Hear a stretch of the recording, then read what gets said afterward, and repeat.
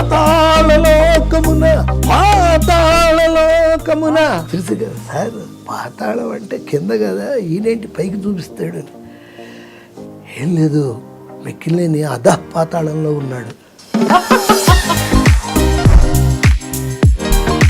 ఇంత గొప్ప legendary record పెట్టుకుని మీరు ప్రజలకు ఇంకా తక్కువ పరిచయం అయ్యారని. రోహిల్లా మూర్ఖమైన అజ్ఞానంతో మహమ్మదీయ సాంప్రదాయానికి విరుద్ధంగా ప్రవర్తించు. ఈ ఆకారాన్ని తాలిస్తున్నానే గాని మీ మనోప్రాకారాన్ని దాటి వెళ్ళగలనా? బాబా, కఫీ బాగా పాడైపోయింది, ధునిలో పడేయమంటారా? మీరు నా విలువ ఇంత అని ఎలా నిర్ణయించుకున్నారు? సినిమాకి బాలకృష్ణ వాళ్ళ తోడల్లుడు ప్రసాద్ అని ఆయన, ఏంటి సార్ మీరు టిఫిన్ చేయరు, టీ తీసుకోరు, ఏం తీసుకుంటారు? అడ్వాన్స్ తీసుకుంటానండి. ఓ సారీ మర్చిపోయాను సార్ అన్నప్పుడు ఇచ్చాడు చెక్కు. మీకు భాష మీద పట్టు ఎలా వచ్చింది? నేను డ్రామా రైటర్నండి మొదట, ఆ తర్వాత సినిమాలే సినిమాలాగా రాసేవాడిని. కానీ సార్ దాసరి గారి స్టైల్లో బాగా పుంఖాలు ఉంటాయి కదా. అందుకే నన్ను పెట్టుకుంది ఆయన. చాలా మంది మా కళ్ళ ముందు వెళ్ళిపోతూ ఉంటారు, సంఘటనలు జరిగిపోతూ ఉంటాయి. పాటకు పాడే కట్టిన దినం, పల్లవి వల్లకాటికి వెళ్ళిపోయింది, చరణాలిక కదల్లేవు. బాబా ఒక 3 ముక్కల్లో మొత్తం చెప్పేశారు. నాకు సీతారామ శాస్త్రి గారు ఫోన్ చేసి, గురువుగారు ఏంటి మీరు అలా అన్నారు, ఇక ఆయన పోతే పాట పాడిగట్టిందనివేనా? నా దృష్టిలో నితిన్ కపూర్ గారికి జయసుధ గారికి మధ్య వీళ్ళు ఎక్కువ ఏది పట్టించుకోరు. ఆ కరెక్ట్ ఏజ్ దాటిపోయాక వాడికి ఓపిక పోతుంది, వీళ్ళు వదిలేస్తారు. సావిత్రి గారిది రకరకాలుగా జైమిని గణేషన్ అతను తాగించాడు, ఇది చేశాడు, రకరకాల వర్షన్స్ చెప్తుంటారు. అది కానే కాదు. ఈ చెట్లనక పొట్లనక ఎంతకాలం నేను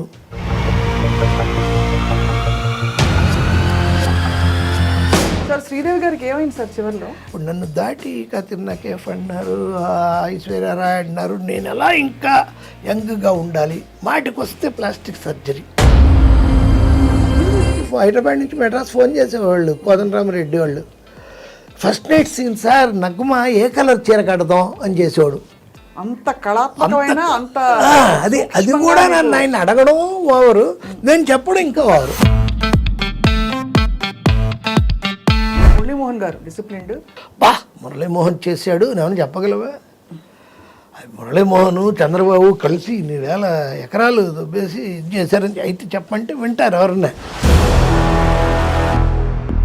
కానీ చాలా ఆయన జీవితం ఎప్పుడు అలా గుప్తంగా అలా ఉండేది. ఎంజీఆర్ గారు స్విస్ బ్యాంక్లో పెట్టిన ఒక 3,000 కోట్లు తన తల మీద పెట్టుకున్న టోపీ లోపల ఆ మొత్తం వివరాలు పెట్టుకునేవాడు. నాకెందుకు, నాకు బాగా ఉంది కదా, నువ్వు తీసుకొని శోభరావుకి ఇచ్చేసింది, వీడికి మనతోనే ఉంటాడు అన్నట్టుగా. సార్ మీరు పొలిటికల్గా కూడా ఇంత అందరినీ చూస్తూ వచ్చారు. ఎక్కడో ఉన్నాడిని తీసుకొచ్చి తన ముందు నించోబెట్టుకొని తనకి ఒక అల్లుడు అనే పోస్ట్ ఇచ్చి మళ్ళీ వెనక నించోనా, వెనక నువ్వు ఇక ముందు ఉండకూడదు అంటే, వాడు వెనకున్నప్పుడు వాడికి ఏం దొరికింది? వీపు దొరికింది, అందుకే పొడిచాడు. చేతిలో దీపం లేదు, చుట్టూ అడవి, భయంకరమైన చీకటి, ఆ చీకట్లో ఒక్కడనే వెళ్తున్నారు. అవన్నీ ఎవడిగారు? ఏముంది అతంది ఏకైక ఎజెండా? జగన్ని తిట్టడం. ఎందుకో తెలీదు.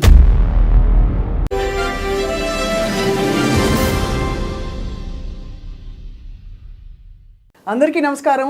ఐడ్రీమ్ మీడియా సగర్వంగా సమర్పిస్తోంది సిల్వర్ స్క్రీన్ లెజెండ్స్. ఇవాళ మన అతిథిని పరిచయం చేసుకోవడం కొంత గజగజ వణుకుతూ మొదలు పెడుతున్నాం. ఎందుకంటే ఆయన మాటల మాంత్రికుడు. ఆయన మాటల్లో, ఆయన కలంలో నవ్వులు, లవ్వులు, పువ్వులు, ఇంకా భక్తి, రక్తి, ఆవేదన, ఆవేశం ఒకటి కాదు అన్ని రసాలు పలుకుతూ ఉంటాయి. ఎన్నో హిట్ చిత్రాలు, సుమారు 202 చిత్రాలకి ఆయన సంభాషణలు అందించిన రచయితగా, అలాగే 50 చిత్రాలకు పైగా తన నటనా కౌశలాన్ని కూడా అందించిన గొప్ప నటుడిగా, అండ్ అన్నిటికంటే ముఖ్యంగా గొప్ప సెన్స్ ఆఫ్ హ్యూమర్ ఉండే వ్యక్తిగా, జీవితాన్ని చాలా దగ్గరగా గమనించే ఒక అన్వేషిగా మనకి సుపరిచితులు శ్రీ తోటపల్లి మధు గారు, కళామూర్తి, ఈరోజు మన సిల్వర్ స్క్రీన్ లెజెండ్. సార్ నమస్కారం. నమస్కారం. చాలా చెప్పేసారు నా గురించేనా? మీ గురించే.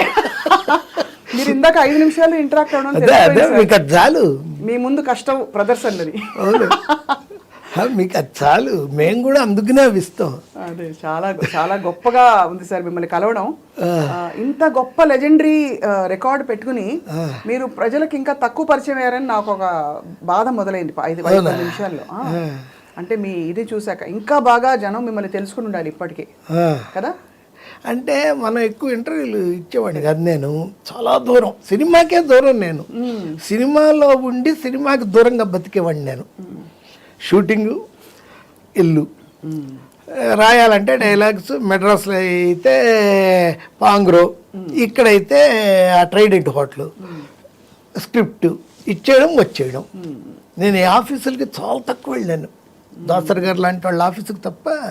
ఆయన అనేవాళ్ళు ఇక సిట్టింగ్ కొంచెం అయిపోతా ఉంది అంటే ఓకే సార్ మరి అనేవాడిని. అంటే ఏమయ్యా ఓన్లీ సిట్టింగ్ అయినా కాసేపు కూర్చొని ఇంటరాక్ట్ అవ్వాలి కదా. ఇంటరాక్ట్ అయితే ఏం చేస్తామని అంటే తెలుసుకోవాలి ఆ విషయాలన్నీ. సోది ఇష్టం వాళ్ళకి. సోది ఓహో ఏంటంటే కూర్చొని ఏవో ఆ విషయాలు నేను అనేవాడిని డిస్కషన్లో. ఏమయ్యా అంత బాగుందంటారు, నన్ను అందరూ అంత టాప్ అనుకుంటారు, నాతో చేయడమే, నువ్వేంటి అలా ఇది అవుతావు అంటే, సార్ నేను తిరుపతి వెళ్ళి గుండు కొట్టించుకొని మీ దగ్గర చూడడానికి వస్తే అప్పుడు నేను పాడుతాను సార్.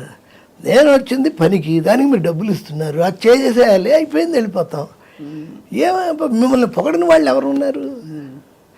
మీకు మైక్ ఇస్తే మీరు పొగడిన వాళ్ళు ఎవరున్నారు? ఓసారి అడిగారు నన్ను, ఏమయ్యా ఇంత ఖచ్చితంగా డబ్బులు తీసుకుంటావు నువ్వు, నాతో పని చేయడమే ఒక పెద్ద ఎడ్యుకేషన్ అని అంటారు పరుచూరి బ్రదర్స్ లాంటి వాళ్ళే, నువ్వు మరి నాకేమిస్తున్నావు? సార్ మీరు ఇచ్చేదే అవన్నీ కట్ చేసుకునే కదా సార్. మీరు అడిగేది అవునంటే వెంటనే అవన్నీ కట్ చేసుకునే కదా సార్ మీరు ఇచ్చేది. నవ్వారా లేకపోతే? బాగా నవ్వుతారు. ఆయన కావాలని మాట్లాడించి నవ్వుకోవడమే, మోహన్ బాబు కానీ ఆయన కానీ. సార్ ఇప్పుడు అంటే అప్పట్లో నిజంగానే ఇది భయపడి ఇండస్ట్రీలో అవకాశం వస్తే చాలు అని అనుకునే రోజుల్లో మీరు నా విలువ ఇంత అని ఎలా నిర్ణయించుకున్నారు? ఏం లేదండి, ఇప్పుడు ఈ ముందు ఫస్ట్ సినిమా దేవాంతకుడికి 25,000 ఇచ్చారు నాకు. చాలా గొప్ప పేమెంట్ ఆ రోజు. మంచి అంటే సత్యానంద్ గారే అప్పుడు 25,000 తీసుకుంటున్నారు, జంజాల్ గారు అయితే 20. ఆ టైంలో నేను 25 తీసుకున్నా. ఏం లేదండి, వర్క్తో కొట్టడం అంత, ఇంక వేరే ఏం లేదు నాకు. టాలెంట్ తీసేస్తే నేను వేస్ట్ అక్కడ. నన్ను భరించడం కూడా కష్టం, నేను ఎక్కువ మాట్లాడను, ఏకవిద్యను, టాలెంట్ అంతే. ఒకటి బాగాలేదు అంటే ఎందుకు బాగాలేదు అనేది నా లైఫ్లో అడగను. నాతో చర్చలు ఉంటాయి తప్ప వాగ్యుద్ధాలు ఉండనే ఉండవు, అస్సలు ఉండవు. ఇది బాగాలేదు, పోనీ ఇది బాగాలేదు, పోనీ ఇది బాగాలేదు, పోనీ ఇది.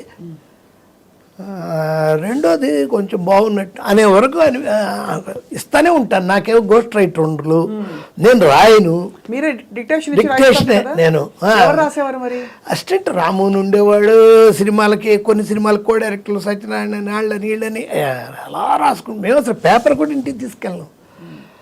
వాళ్ళు చెప్పడం టేప్లో, వాళ్ళు చెప్పింది రాయడం, అదే డైరెక్ట్గా అక్కడ చదవడం, ఆయనకు స్క్రిప్ట్ ఇచ్చేయడం, మా ఊరికే తీసుకోవడం, వాళ్ళు వెళ్ళిపోయాక చించేయడం, డస్ట్బిన్లో పడేయడం, రూమ్ ఖాళీ చేసి వెళ్ళిపోవడం, అంతే.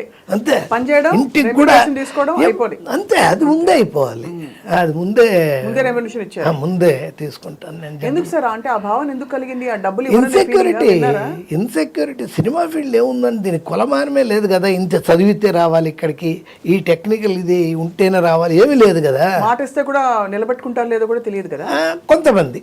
ఆ రోజుల్లో కొంచెం అలాంటివి ఏంటంటే ఒక సినిమా కాదుగా, నెక్స్ట్ సినిమాకి మనమే ఉండేవాళ్ళం, ఆ నెక్స్ట్ సినిమాకి మనమే ఉండేవాళ్ళం. అందుకనేంటి ఈ సినిమా ఎండింగ్ పేమెంట్ ఆపి ఇంకో అడ్వాన్స్ ఇచ్చేవాళ్ళు. దీని ఎండింగ్ పరిస్థితి ఏంటంటే మీరే రాస్తున్నారు కదా సార్, మళ్ళీ దాంట్లో ఆపి ఇంకోటి ఇచ్చేవాళ్ళు. బట్ మనం ఇలా జాగ్రత్తగా డీల్ చేసి టాలెంట్తోనే అండి కొట్టడం. మీకు భాష మీద పట్టు ఎలా వచ్చింది సార్? 5వ ఏట మీరు నాటకాలు మొదలు పెట్టారో తెలుసు, కానీ ఇంత పట్టు ఎలా వచ్చింది? అంటే సినిమాకి రాయడం, కమర్షియల్ రైటింగ్ ఒక టెక్నిక్ కదా. అవును, నేను డ్రామా రైటర్నండి మొదట. ఆ తర్వాత డ్రామాలే సినిమాలాగా రాసేవాడిని. అక్కడే నేను డ్రామా రైటర్గా విజయవాడలో సక్సెస్ అయ్యాను, ఆల్ ఇండియా రేడియోలో డ్రామా రైటర్ని. ఆ తర్వాత సినిమాలకు వచ్చాక కూడా నాకేంటంటే తొందరగా అయిపోవాలి, అందుకనే షార్ప్గా, స్వీట్గా, స్ట్రైట్గా రాసేవాడిని. స్క్రిప్ట్ తొందరగా కావాలంటే ఎక్కువ డైలాగులు ఉండకూడదు. నాకు 2వ పేజీ డైలాగు నాకు తెలిసిపోతుంది, 2వ పేజీకి మారుతుందంటే నాకు టెన్షన్ వచ్చేస్తుంది. కానీ సార్ దాసరి గారి స్టైల్లో బాగా పుంఖాలు ఉంటాయి కదా. అందుకే నన్ను పెట్టుకుంది ఆయన. జీవితం అనేది ఆకు లాంటిది, ఇంకా ఆకు ఎగిరినా కష్టమే ఎగరకపోయినా కష్టమే, ఇలాంటి ఉంటాయి కదా సార్ ఆయన. అంటే ఎగ్జాంపుల్స్ ఎక్కువ ఉంటాయి కదా. అవును, దీపం, జీవితం ఒక దీపం లాంటిది. దాంట్లో ఏంటి ఒత్తి అమ్మ, అది నూనె నాన్న.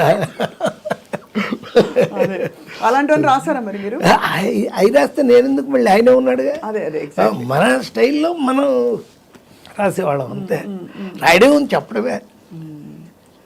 వన్ డే 2 డేసేనండి నేను స్క్రిప్ట్ రాసేది. పెద్ద పెద్ద హిట్లు చిత్రమాడుతున్నా అంటే 3 డేస్లో రాసేవాడిని. డైలాగులు మొత్తం అన్నీ ఒకేసారి. అప్పట్లో ఏంటంటే స్క్రీన్ ప్లేకి ఒకడు, ట్రీట్మెంట్కి ఒకడు, దీని అలా ఉండేది కాదు నా దగ్గర. అన్నీ నేనే, 1 మ్యాన్ షో. అలా అంతే రాసిచ్చేయడం, చదవడం, వాళ్ళకి నచ్చితే ఓకే, ఏదైనా తేడాలు ఉంటే మళ్ళీ ఇచ్చేయడం. అక్కడే ఫినిష్ చేసి ఇచ్చేసేవాడిని. కొన్ని అయితే సెట్కు రాను, అక్కడ మీరు అన్నదానికి, ఇందాక అన్నదానికి ఇదే జవాబు. సెట్కి వెళ్ళేవాడిని కాదు. చాలా ముఖ్యంగా దాసరి గారు అయితే వెళ్ళేవాడిని. ఇంకెవరికి ముందే కండిషన్ అది, నేను సెట్కి రాను, ఏదన్నా మీరు ఫోన్లో చెప్పినా నేను చెప్పేస్తాను, హోటల్లో ఉంటాను నేను, ఏదైనా చేస్తాను. దానికి ఏం కారణం సార్? అంటే సెట్కి వెళ్తే మళ్ళీ సోదేనా అని కాదు, మనుషులంటే భయం. అయ్యో, నేను నలుగురు దాటి నేను అసలు 1 to 1 తప్ప ఇంకా భరించలేను నేను. కానీ అలా అనిపించట్లేదు సార్ మీరు? ఇప్పుడు అనిపించట్లేదు, మారారా? యాక్టింగ్ ఇప్పుడు యాక్టింగా? ఇప్పుడు నేను చెబుతా ఉంది అంతా కూడా నాకు ఉంటుంది మనసులో. కానీ ఇప్పుడు ఇంటర్వ్యూ కాబట్టి నేను ఇప్పుడు వచ్చాను. సంజయ్ కిషోర్ గారు లాంటి ఆయన పిలిచారు, ద గ్రేట్ స్వప్న మేడం చేస్తున్నారు. ఎలా మనం ఈక్వల్గా చెప్పి, విషయం చెప్పకుండా విషయం చెప్పి ఎలా ఇక్కడ ఈ 1 hour వాళ్ళ ఫుటేజ్ ఉంటుందేమో దాన్ని అలా చేయాలి. అంతే. ఈ కూర్చున్నంత వరకు అంతే. కట్ అయిపోయి బయటికి వెళ్ళామంటే ఇంకా అంతే, ఇంకా అసలు గుర్తు ఉంటుంది. మళ్ళీ బయట ఎక్కడానికి కనపడితే సార్ నేను సార్ మనుషులు గుర్తుంటారు. బాగుంది సార్, మీ నిజాయితీకి ధన్యవాదాలు, జోహార్లు. అయితే మీరు ఆ రోజుల్లో అలా మేనేజ్ చేశారంటే చాలా గొప్ప విషయం. ఇంత గేరేంటి అని అనుకోవచ్చు కదా. ఉన్నాయి అవన్నీ పేర్లు ఉంటాయి, అవన్నీ కూడా. సరే 92లో నేను 22 ఫిలిమ్స్ రాశాను. 22 1 yearలో. అది చాలా పెద్ద ఇది అనమాట. ఎందుకంటే మే 26 ఈయన 91 మే 26న ఆయన రాజీవ్ గాంధీ గారు 21న పోయారు. 26 మా కలికాలం రిలీజు. ఆయన పోయాడని చూడగానే వెంటనే నేను తిరుపతిలో ఉన్నాం. అప్పుడు చెన్నై ఫోన్ చేసి జయసూద్ గారితో చెప్పాను, ఒక సాంగ్ ఉంది ఆరణ్య కలికాలం ఉంది కదా బ్యాక్గ్రౌండ్, దానిలో రాజీవ్ గాంధీ డెత్ షాట్స్ ఉంటాయి, అవి వెయ్యండి అని. అప్పటికప్పుడు వాళ్ళు అది వేశారు. అది పెద్ద హిట్. జూన్ 6 అవార్డు వచ్చింది కదా సార్? అవార్డు వచ్చింది నాకు ఉత్తమ మాటల రచయితకు వచ్చింది. జూన్ 6 చిత్రం బళారే చిత్రం, అది ఫుల్ కామెడీ, అది super hit. September 20th president గారి పెళ్ళాం. అంతకుముందు నాగార్జున గారికి ఒక 9 ఫ్లాప్లు ఉన్నాయి. ఫస్ట్ టైం నాగార్జున గారు బిట్టు పెట్టింది దానికి, ఆ సినిమాకే. ఆయన ఏంటండి బిట్టు పెట్టారు, నాకు విగ్గే వస్తున్నాయి అని ఎప్పుడైనా వాడైనా, నేను హెయిర్ ఉన్నంత వరకు చేస్తానండి, హెయిర్ ఊడిపోయిందని నీకు చేయనని వాడైనా. చాలా అది అంటే విచిత్రం. అప్పట్లో ఆయన కొంచెం టచ్ మీ నాటుగానే సినిమా అనేది ఓవర్ సీరియస్ కాదు మాలాగా. మాకేంటంటే ఇదే ధ్యాస, ఇదే శ్వాస, ఇదే ఆశ. పనికి ముందేంటి, పనికి తర్వాత ఏంటి, ఆ పని ఉందే అది ఆక్సిజన్ మాకు. ఆ మధ్యలో చేసే పనే, ఇంకో పని లేదు. అయితే మరి ఇంటికి వెళ్ళి ఏం చేసేవారు సార్ మామూలుగా? ఇంటికి వెళ్ళేది రాత్రి 1 గంటకు వెళ్తాం. నైట్ నేను నాది రోజుకి 7-8 సిట్టింగ్స్ చేసేవాడిని. మార్నింగ్ 7 to 9, మళ్ళీ ఒక 9:30 to 12:30. ఆ టైంకి నిద్ర లేచి వచ్చేవాళ్ళు జయసుధా, నితిన్ కపూర్ లాంటి వాళ్ళు. అప్పుడు కానీ వాళ్ళకి తెల్లారదు.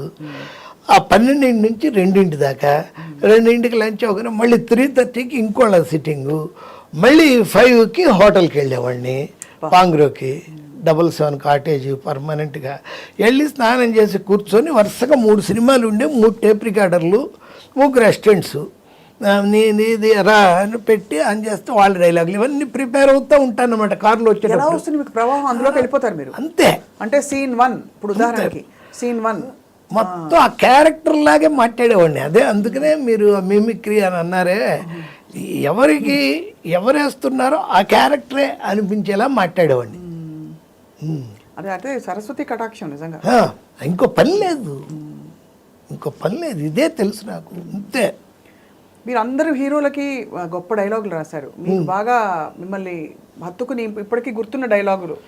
అన్నీ గుర్తున్నాయి. నా ఫస్ట్ సినిమాలో చిరంజీవి గారికి దేవాంతకుళ్ళలో ఏంటి, పందెం కడితే ఏదైనా చేస్తాను, పందెం అని డబ్బులు పెట్టు, మెడ్రాస్ ఎల్ఐసి బిల్డింగ్ నుంచి కూడా స్లో మోషన్లో దూకుతా అని రాశాను.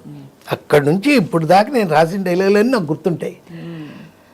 నాకు అన్నీ గుర్తున్నాయి సీన్ 1, 2లో. అలాగే నాకు బాగా నచ్చింది అన్ని సినిమాలు రాసిన దాంట్లో దాదాపు 202 సినిమాలు అంటే తెలుగు, తమిళ్, కన్నడ, మలయాళం, హిందీ, చోటేమియా బాడేమియా రాశానంటే అన్ని సినిమాల్లో మా ఇంట్లో ఉండేది ఒకటే స్క్రిప్ట్. ఈరోజు గురువారం కూడా అందుకే గ్యాప్ ఇచ్చాను. షిరిడి సాయిబాబా మహత్యం అది మా ఇంట్లో ఉంటుంది. ఇళయరాజా మ్యూజిక్, ఆయన నన్నే తీసుకెళ్ళేవాళ్ళు. నేనంటే మహాప్రాణం ఇళయరాజా గారికి. విజయచంద్రు అదే. ఇప్పుడు మళ్ళీ రాస్తున్నాను. ఇంకోళ్ళు ఎవరో యుఎస్ వాళ్ళు వచ్చి రాయించుకుంటున్నారు సాయి నీ లీలలని. విజయచంద్ర తీసుకొచ్చాడు వాళ్ళని, రాసేసాను, ఇచ్చేసాను. ఫైనల్ చేయాలి. ఫైనల్ చేయాలంటే వాళ్ళు ఫైనల్ పేమెంట్ ఇచ్చేస్తే చేసేస్తాం, ఏం ప్రాబ్లం లేదు అసలు.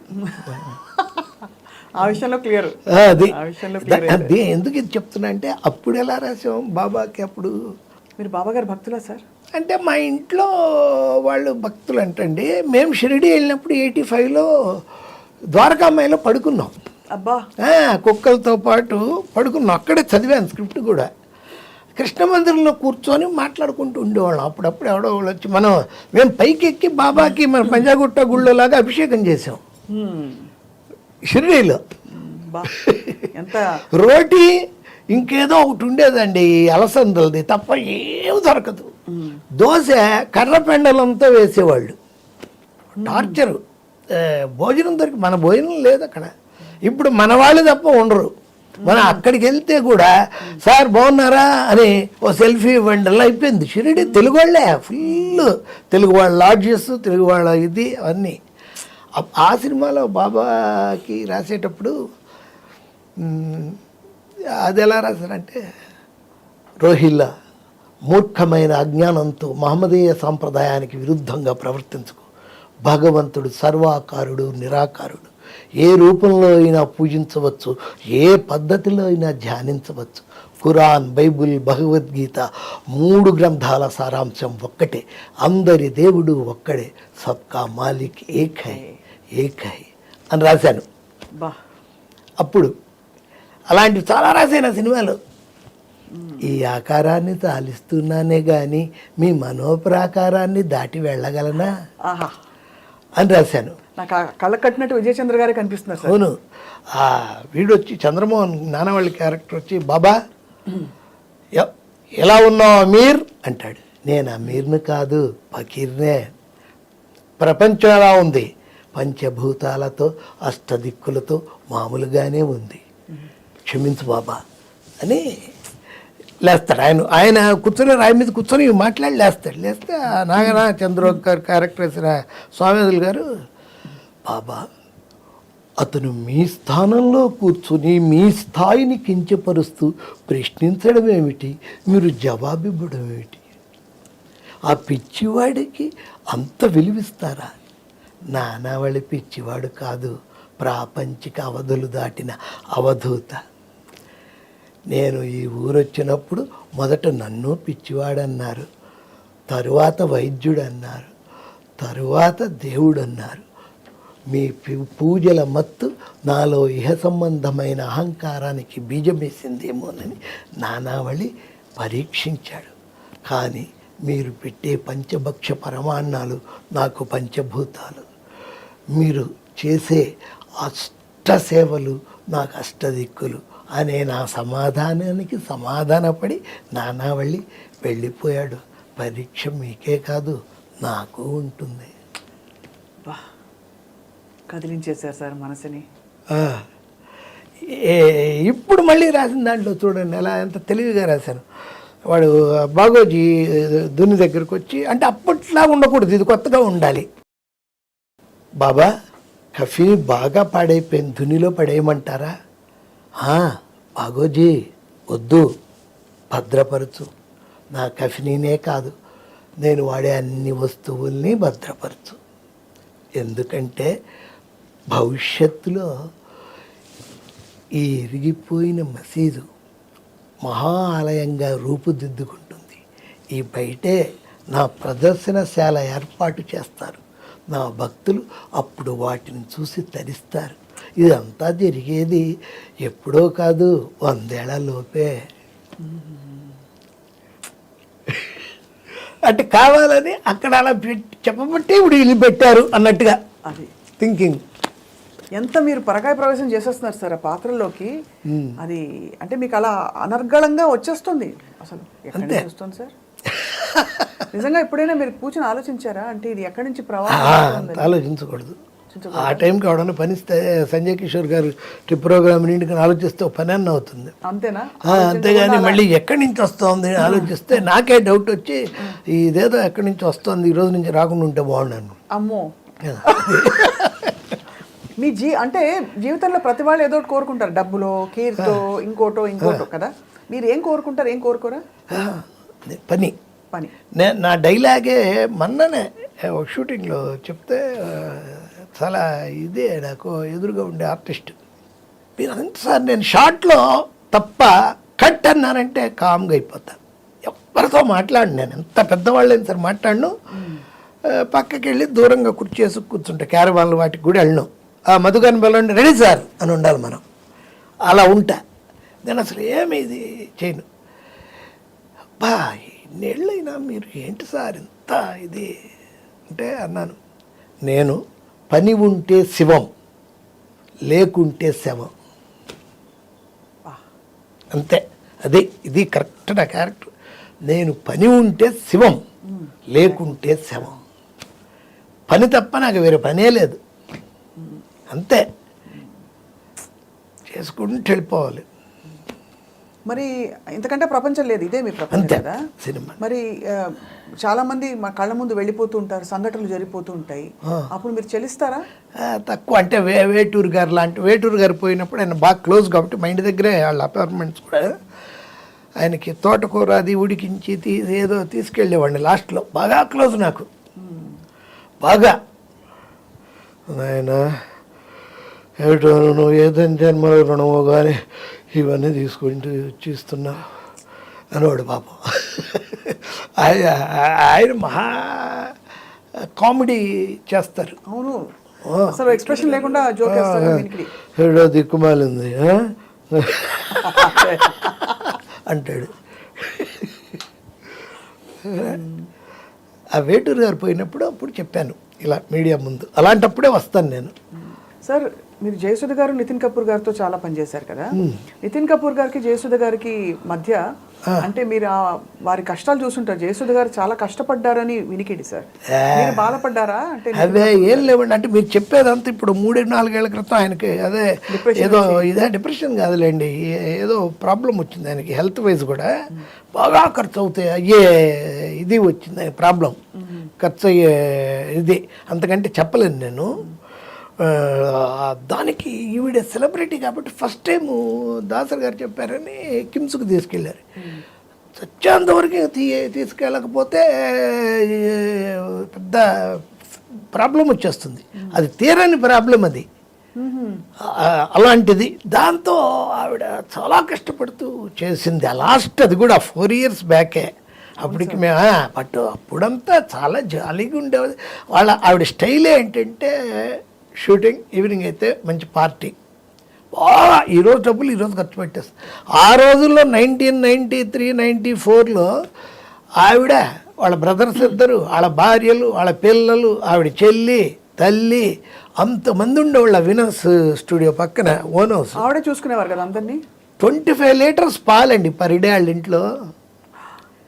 నేను ఏంటండి మీరు పాలు కొనుక్కొచ్చి మళ్ళీ అమ్ముతారా ఏంటి 25 లీటర్లు ఏంటి అంటే ఆవిడ ఏంటో అండి అలా జరుగుతోంది. కానీ అసలు డబ్బులు దాచుకోరు ఆవిడ. డబ్బులు దాచుకోరు, కానీ దాచుకోలేదు కాబట్టే ఇప్పుడు బాగా, అంటే ఇప్పుడు చూడండి ఆవిడ ఒంటరి అయిపోయారు. ఆవిడేం పెద్ద వంటనే ఉండదండి. ఈవినింగ్కి సరదాగా ఉండడానికి ఆవిడ స్టేజ్లో ఉన్న వాళ్ళని ఎవరో ఒకళ్ళు ఈ హైదరాబాద్ వచ్చాక సినిమా వాళ్ళకి ఏంటంటేనండి, ఇప్పుడు నాలాంటి వాడు అసలు ఎక్కడికి వెళ్ళం కాబట్టి సరిపోయింది, కానీ డైలీ పార్టీలు ఉంటాయి.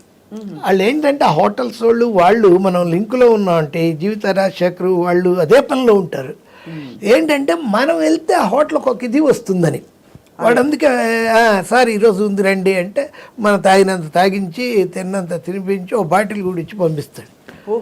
మీరు 365 కాదు, ఇంకో 2 రోజులు కలిపి 67 రోజులు బిజీగా ఉంటారు తాగడం మొదలెట్టి. మీరు తాగితే ఎవరైతే కష్టాలు ఏముండవు అంటే ఇంకా అదేనండి. ఇంకా ఆవిడకి ఏంటంటే ఆవిడ ఉండేది, ఆవిడ ఇది చేసేది కొంచెం రాజశేఖర్ రెడ్డి గారు దాసరి గారి వల్ల, దాసరి గారు ఆవిడకి చెప్పడం తెలీదు, అడగడం కూడా తెలీదు.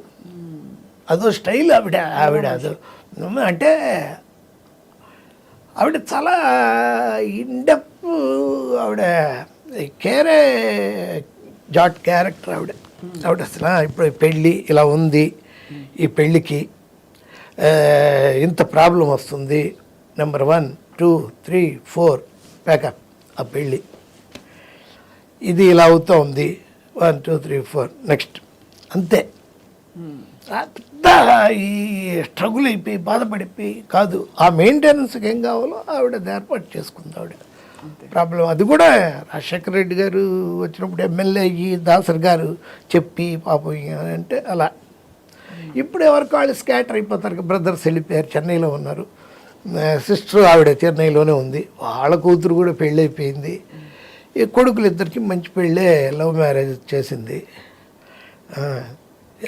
ఆవిడ. పిల్లలు పుట్టి వాళ్ళు మంచి ఏజ్లో ఉన్నప్పుడు 19 నుండి నేను జోకులు వేసేవాడిని, ఏమండి ఎవరైనా మనిషిని ఇలా చూడడం పర్లేదు, కొంచెం ఇలా చూడడం అంటే ఇలా చూడాలంటండి మరి మీ పిల్లల్ని కన్నారా ఎక్కడైనా తీసుకొచ్చారా కొని. భలే హైట్ అందరూ, అందగాళ్ళు హైట్, ఇద్దరు అందం వచ్చేసింది.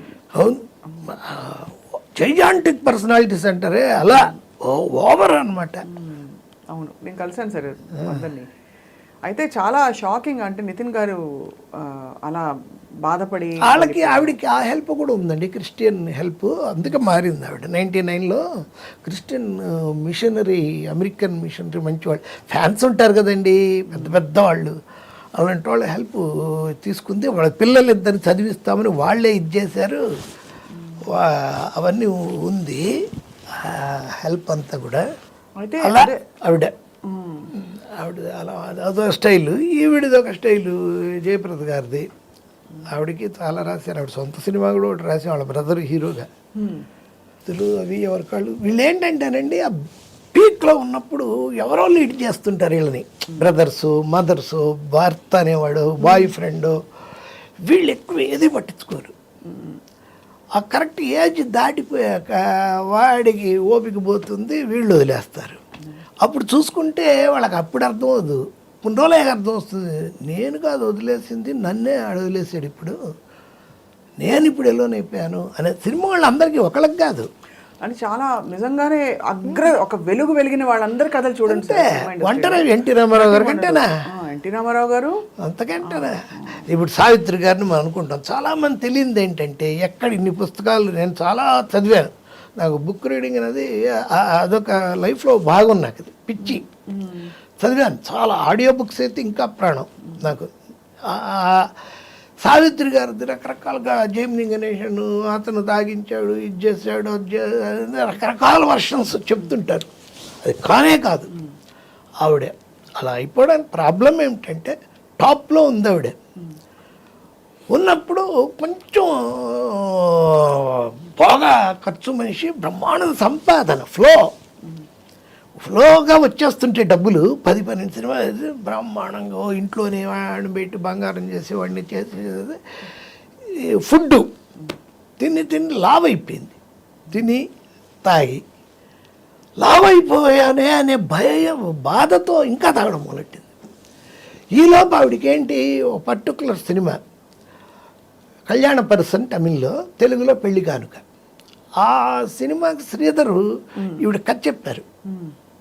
చెప్తే ఈవిడ బ్రహ్మాండంగా ఉంది, అయితే నేను సైకిల్ అదంతా తొక్కాలి అంటే మరి నేను ఇప్పుడు కొంచెం సన్నం కూడా అవ్వాలి అది ఇది అంటే, అప్పుడు ఆయన చెప్పారు, అది కాదమ్మా మీరు వేసేది విజయ్ కుమారి వేరే సిస్టర్కి అక్క క్యారెక్టర్, మీ చెల్లెల క్యారెక్టర్ కొత్త అమ్మాయి, ఒక అమ్మాయిని పెడుతున్నాను, కన్నడ అమ్మాయిని, బి సరోజాదేవి.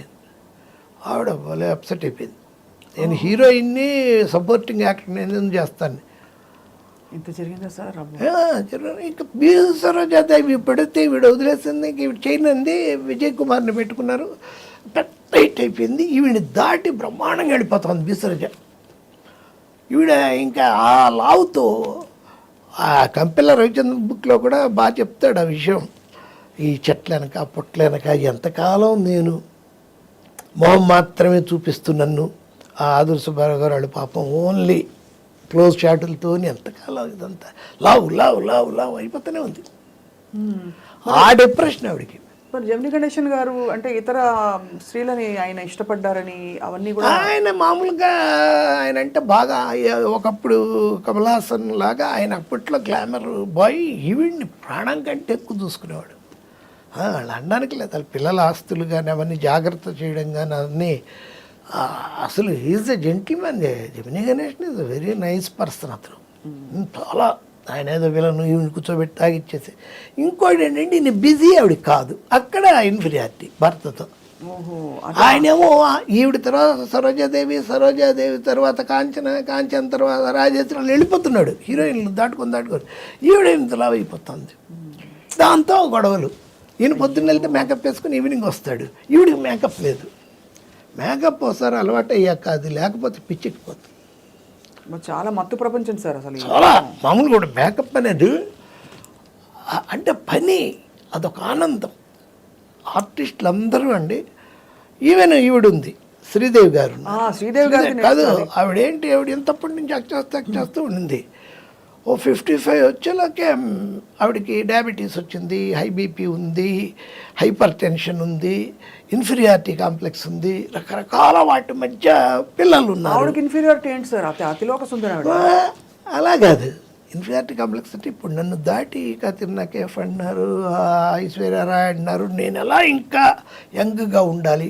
మాటికి వస్తే ప్లాస్టిక్ సర్జరీ, మాటికి వస్తే లండన్ వెళ్ళిపోవడం ప్లాస్టిక్ సర్జరీ, ముక్కు కొంచెం వంక గర్మ, మూతి కొంచెం వంక, కళ్ళు కొంచెం, డైటింగు, తినదు, డ్రింక్ మంచి ఆవిడ, మంచి డ్రింకర్ ఆవిడ, డ్రింకు, హై డయాబెటీస్. సార్ ఇండస్ట్రీలో అందరూ అంటే ఇది నేను తప్పుగా అడగట్లేదు, మరో విధంగా అగౌరవంగా అడగట్లేదు, డ్రింక్కి అలవాటు పడడానికి ఒత్తిడి ప్రపంచం కారణమా, లేకపోతే విలాసవంతమైన జీవితం అలవాటు అయిపోతుంది? ఎందుకంటే అంటే డ్రింక్ అనేది యాక్చువల్ చెప్పాలంటే అదొక part and parcel of life అయిపోయిందండి. సినిమాల్లో అయిపోతుంది అది, ఒక రిలాక్సేషనే. అది దాటిపోయా కదా ఇప్పుడు ఒక 20 ఏళ్ళగా డ్రగ్స్ మీద పడింది. ఆర్గన్స్, నీకు కిడ్నీ పోతుంది, లివర్ పోతుంది, దానికంటే నువ్వు డ్రగ్ అయితే ఆర్గన్స్ బాగుంటాయి అని సజెషన్ ఇస్తారు డాక్టర్స్. డాక్టర్స్ వాళ్ళకి డాక్టర్స్ ఉంటారు, వాళ్ళే ఇస్తారు ఇంజెక్షన్ కూడా. అలాగే ఎక్సర్సైజు, డ్రగ్ తీసుకుంటే మీరు ఒక ఆన్స్ ఒక 1000 చేయగలిగితే అది 10,000 చేయిస్తుంది.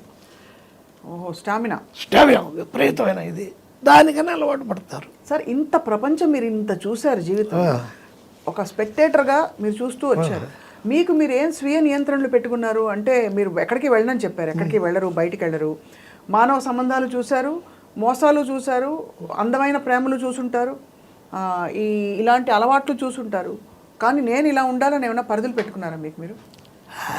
అవన్నీ మామూలు ఆటోమేటిక్గా మనకు ఉన్నట్టు సెల్ఫ్ డిసిప్లిన్ మనకి భగవంతుడు ఇచ్చిందే తప్ప. ఒకటి ఉందండి, నేను అదే కూడా రాశాను సాయి నీళ్ళలో, ఆ డైలాగ్ కూడా. వాడు వస్తాడు ఒకడు, వాడి భార్య, ఆయనకు రోజు పచ్చి కుండలు తీసుకొచ్చి ఇస్తారు, దాంట్లో లేదు, నేను ఇప్పుడు రాసుకున్నది. బాబా కుండలు తెచ్చాను, రంగా ఏరా తాగుడు మానేసావా, నీ భార్య గర్భవతి, ఇప్పుడు కన్నా మానేయాలి కదా అంటాడు. వాడు ఆ మానకపోతే ఏమైంది బాబా అంటాడు. ఏమైందేంట్రా, మళ్ళీ నువ్వు లేకుండా పోతే వాళ్ళు ఏమైపోతారు? అందరికీ నువ్వు ఉన్నావు కదా బాబా. ఇదే మీ పిచ్చి. ప్రతి మనిషి తన జీవితంలో తను చేసే పనిలో 99% తానే కష్టపడాలి. అంతా అయిపోయాక 1% నేను సాయపడగలను. మొత్తం నన్నే చేయమంటే నేను చేయను అని రాశా. అంతే కదా, 99% మనం చేయాలి. చేయలేనిది ఒకటి ఉంటుంది, అది దేవుడికి వదిలిపెట్టాలి. మనం అలా కాదు, 1% మనం చేసి 99% ఎదుగుతూ ఉంటాం. అసలు విశేషం ఏంటంటే సార్, అసలు అన్నిటిలోని తాత్వికత అంతా మీరు ఎలా వచ్చేసింది మీకు. ఈ సినిమా రాయడం అనేది ఒక కారణం తప్ప మీరు ఎంత తాత్వికత, ఎంత తత్వం ఉంది మీరు చెప్పేదాన్ని. అవును, ఎలా వచ్చిందా అని ఆశ్చర్యం కలుగుతుంది. మీరు అనేది అదే, అంటే మనిషి చేసే కృషి చేస్తూనే ఉండాలి, పైనుంచి భగవంతుడు సహకరిస్తాడు అంతే. ప్రతిదానికి దేవుడు అంటే ఎలా? నువ్వు పూర్ణ క్యాంటీన్కి వెళ్ళి పెసరట్టు ఉప్మా కొంచెం బాగా వేయలాడు, బాగా కాల్చాలి భగవంతుడు, నువ్వే చూసుకోండి, అన్యాయం అది. అది కూడా దేవుడే చేస్తాడా సార్? మరి ఇవన్నీ చూస్తూ మీరు బాగా చెలించిపోయిన సంఘటన ఏమీ లేదా? సావిత్రి గారి కథ విన్నారు, అలాగే సావిత్రి గారు నేను ఎండలో కలిసారా సార్? చూశాను, ఆవిడ కోమాలో ఉన్నప్పుడు చూశాను. ఈయనతో వెళ్ళి మన కాకరాల గారు తీసుకెళ్ళారు. నేను అడిగితే శ్రీశ్రీ గారితో లైట్ పరిచయం, శ్రీశ్రీ గారితో పాండీ బజార్లో నేను వెళ్ళిన కొత్తలో. నేను 82లో వెళ్ళాను. 82 ఎండలోనూ ఇప్పుడు ఆయన పోయినట్టున్నాడు. పాండీ బజార్లో టక్ చేసుకొని వైట్ అండ్ వైట్ మాసిపోయింది, బెల్ట్ బదులు మామూలు పురికోస కట్టుకొని ఉన్నాడు. అంటే సిగరెట్ తాగుతూ ఉంటే గీతా కేఫ్ దగ్గర వెళ్ళి నమస్కారం సార్ అని కాళ్ళకు దండం పెట్టి, నేను ఇలా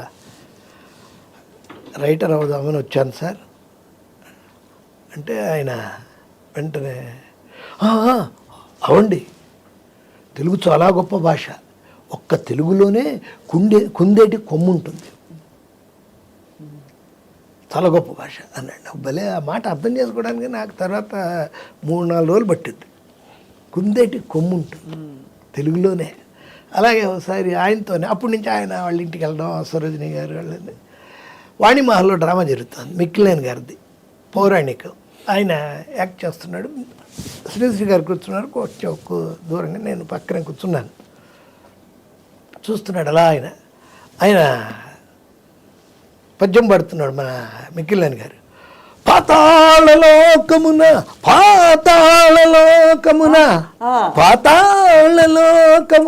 అంటే నేను అన్నాను, నేను శ్రీశ్రీని అన్నాను. శ్రీశ్రీ గారు సార్ పాతాళం అంటే కింద కదా, ఈయనేంటి పైకి చూపిస్తాడు అని. ఏం లేదు, మిక్కిలేని అధః పాతాళంలో ఉన్నాడు, తప్పేం లేదు.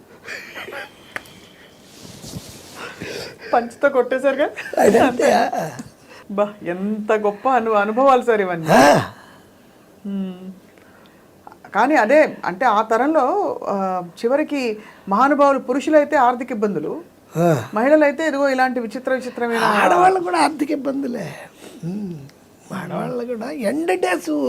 అసలు మన కిరణ్ ప్రభా టాక్ షోస్ మీరు వింటే విన్నాను సార్, గిరిజన వాళ్ళ గురించి చెప్తే మెంటల్ వచ్చేస్తుంది వాళ్ళు. కొన్ని ఏంటంటే ఘోరం, యూట్యూబ్లో అసలు ఆ ఓల్డ్ గెటప్ గిరిజి గారు కాదు, ఆవిడ ఎవరితో వేసేసి ఒక అడుక్కునే ఆవిడది ఆఖరి రోజుల్లో గిరిజ అని, అలాంటివి చాలా చండాలమైన పనులు చేస్తుంటారు కదా. మన మీడియాలో బ్రహ్మాండమైన జైపూర్ ప్యాలెస్ చేసి ఆలీ ఇల్లు చూసారా అని వస్తుంది ఆయన పక్కన. మరి ఆలీ తెలియపోయినా జైపూర్ ప్యాలెస్ తెలుసుగా అందరికీ, అంతే. ఏంటో వాడు ఒక్క లుక్ వేద్దాం రండి అంటే వెళ్ళాడు. ఆడు పెట్టిన దానికి 5 నిమిషాలు ఒకసారి మనం తొందరపడి చూసేస్తే వాడికి వ్యూ వచ్చేస్తుంది. అదే అంతేగా, అంతే. చాలా వరకు ఇదే, అంటే డిజిటల్ మీడియా వచ్చాక కొంచెం ఇబ్బందే. బాగా విపరీతం. సార్ శ్రీదేవి గారికి ఏమైంది సార్ చివరిలో? అదే హై డయాబెటిక్ అండి ఆవిడ. తిండి తినాలంటే భయం ఆవిడకి. ఏంటంటే లావ్ అయిపోతాం మనం అని. ఎప్పుడు తను 20 ఇయర్స్లో ఎలా ఉన్నా అలా ఉండాలని, పిల్లలు అనుకున్నంత పైకి రాల, 2 ఆడపిల్లలు తనలాగా వచ్చేస్తారనుకుంది. ఖర్చు రోజుకి దాదాపు వాళ్ళ అమ్మ కూతుళ్ళకి అంటే బోనికప్పూర్ ఎట్టి పరిస్థితుల్లో ₹1,00,000 రోజు ఖర్చు పెట్టాలి. ఖర్చు ఉంది, డబ్బు ఆవిడకి ఏంటి ఖర్చు. దాంతో ఏం చేయాలో తెలియని ఫ్రస్ట్రేషన్, భయంకరంగా పనిచేసిన ఆవిడ 3 షిఫ్ట్ 4 షిఫ్ట్లు హిందీలోను తెలుగులోను కొట్టే తమిళ్లోను. పని తగ్గిపోయింది, అందంగా అలాగే ఉండాలి. అందుకని డ్రింక్ రోజు వాళ్ళకి కంపల్సరీ మార్నింగ్ తాగుతుంది ఆవిడ, ఈవినింగ్ తాగుతుంది ఆవిడ. దాంతో ముందు రోజు లేట్ నైట్ అయిపోయింది. ఆ రోజు ఆయన లేరు, ఎవ్వరు అటు అమ్మాయి లేదు, ఈ బోని కపూర్ గారు లేరు. ఏం చేసిందంటే సరే మళ్ళీ మొదలెట్టి 11ంటికి తాగడం మొదలెట్టి. దాంట్లో ఆవిడకి యాక్చువల్గా ఆ టైంకి ఫోన్ చేసి ఈయన మన బోని కపూర్ గారు చెప్తుంటారు, నువ్వు ఇంజక్షన్ తీసుకో, ఇన్సులిన్ ఈ టైంకి ఇది వేసుకో అది వేసుకొని, ఎప్పుడు ఆయనే చూసుకునేవాడు. ఆయన ఈ ఫోను ఛార్జ్ అయిపోయి అలా పడి ఉంది. డ్రింక్ చేస్తా ఆలోచిస్తా, టీవీ పెట్టి అది మార్చి ఆలోచిస్తూ ఉంది. షుగర్ డౌన్ అయిపోయింది. షుగరు మొత్తం షుగర్ లెవెల్స్ పడిపోయింది. అయినా ఇంకో పెగ్ కూడా వేసేసి స్నానం చేసి దాని కిందకి వెళ్ళి తిందాంలే అని ప్లాన్ చేసుకుంది. ఈలో బోని కపూర్ వచ్చాడు. సర్ప్రైజ్ విజిట్, నేను కావాలని వచ్చాను అది ఇది అంటే కాసేపు ఇంకా తాగింది. వెళ్ళింది బాత్రూంలోకి, అక్కడ కోమాలోకి వెళ్ళిపోయింది. సావిత్రికి అలాగే తాగి 14 నెలలు పట్టింది ఆవిడికి చనిపోవడానికి. ఈవిడికి 14 నిమిషాలు పట్టింది. సేమ్ రిచ్ సావిత్రి, శ్రీదేవి,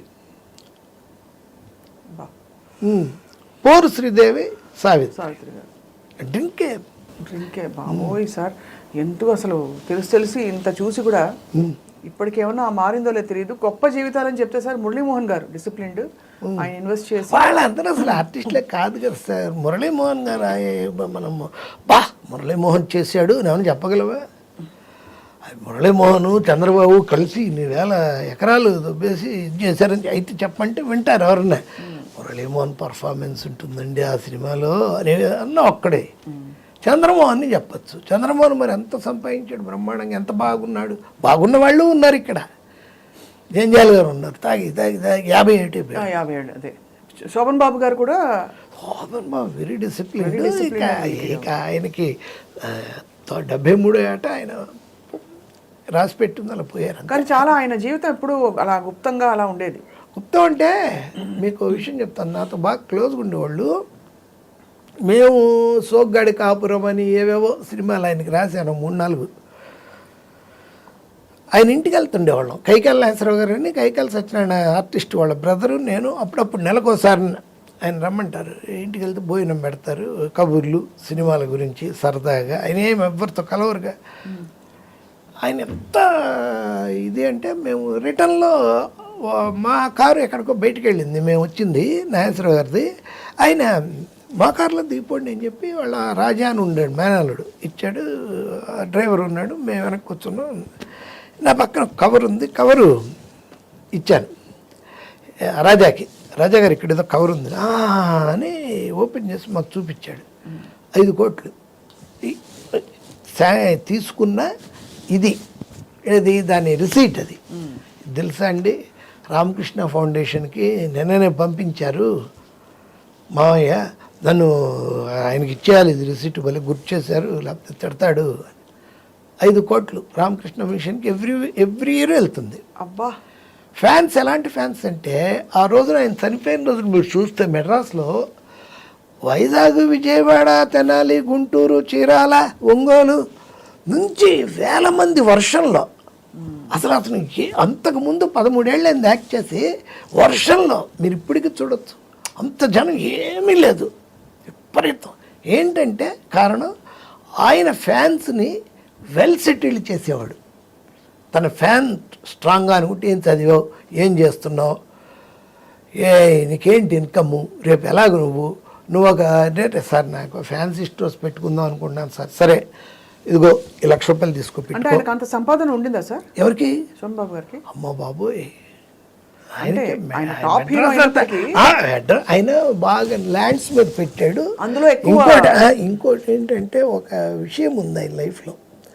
ఆ 71 నుంచి 76, 77 దాకా జయలలిత గారితో ఆయనకు మంచి ఇది ఉండింది, ర్యాపోర్ట్ అవును ఉండింది. అది జగమెరిగిన సత్యమే.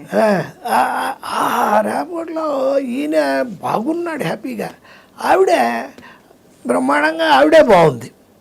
ఆవిడేం చేసిందంటే ఎంజీఆర్ గారు స్విస్ బ్యాంక్లో పెట్టిన ఒక 3,000 కోట్లు ఆ, శోభన ప్రేమతో ఇది నాకు సరిగ్గా తెలియట్లేదు, నేను అది ఆయన ఏంటి ఎంజీఆర్ అది తన తల మీద పెట్టుకున్న టోపీ లోపల ఆ మొత్తం వివరాలు పెట్టుకునేవాడంట.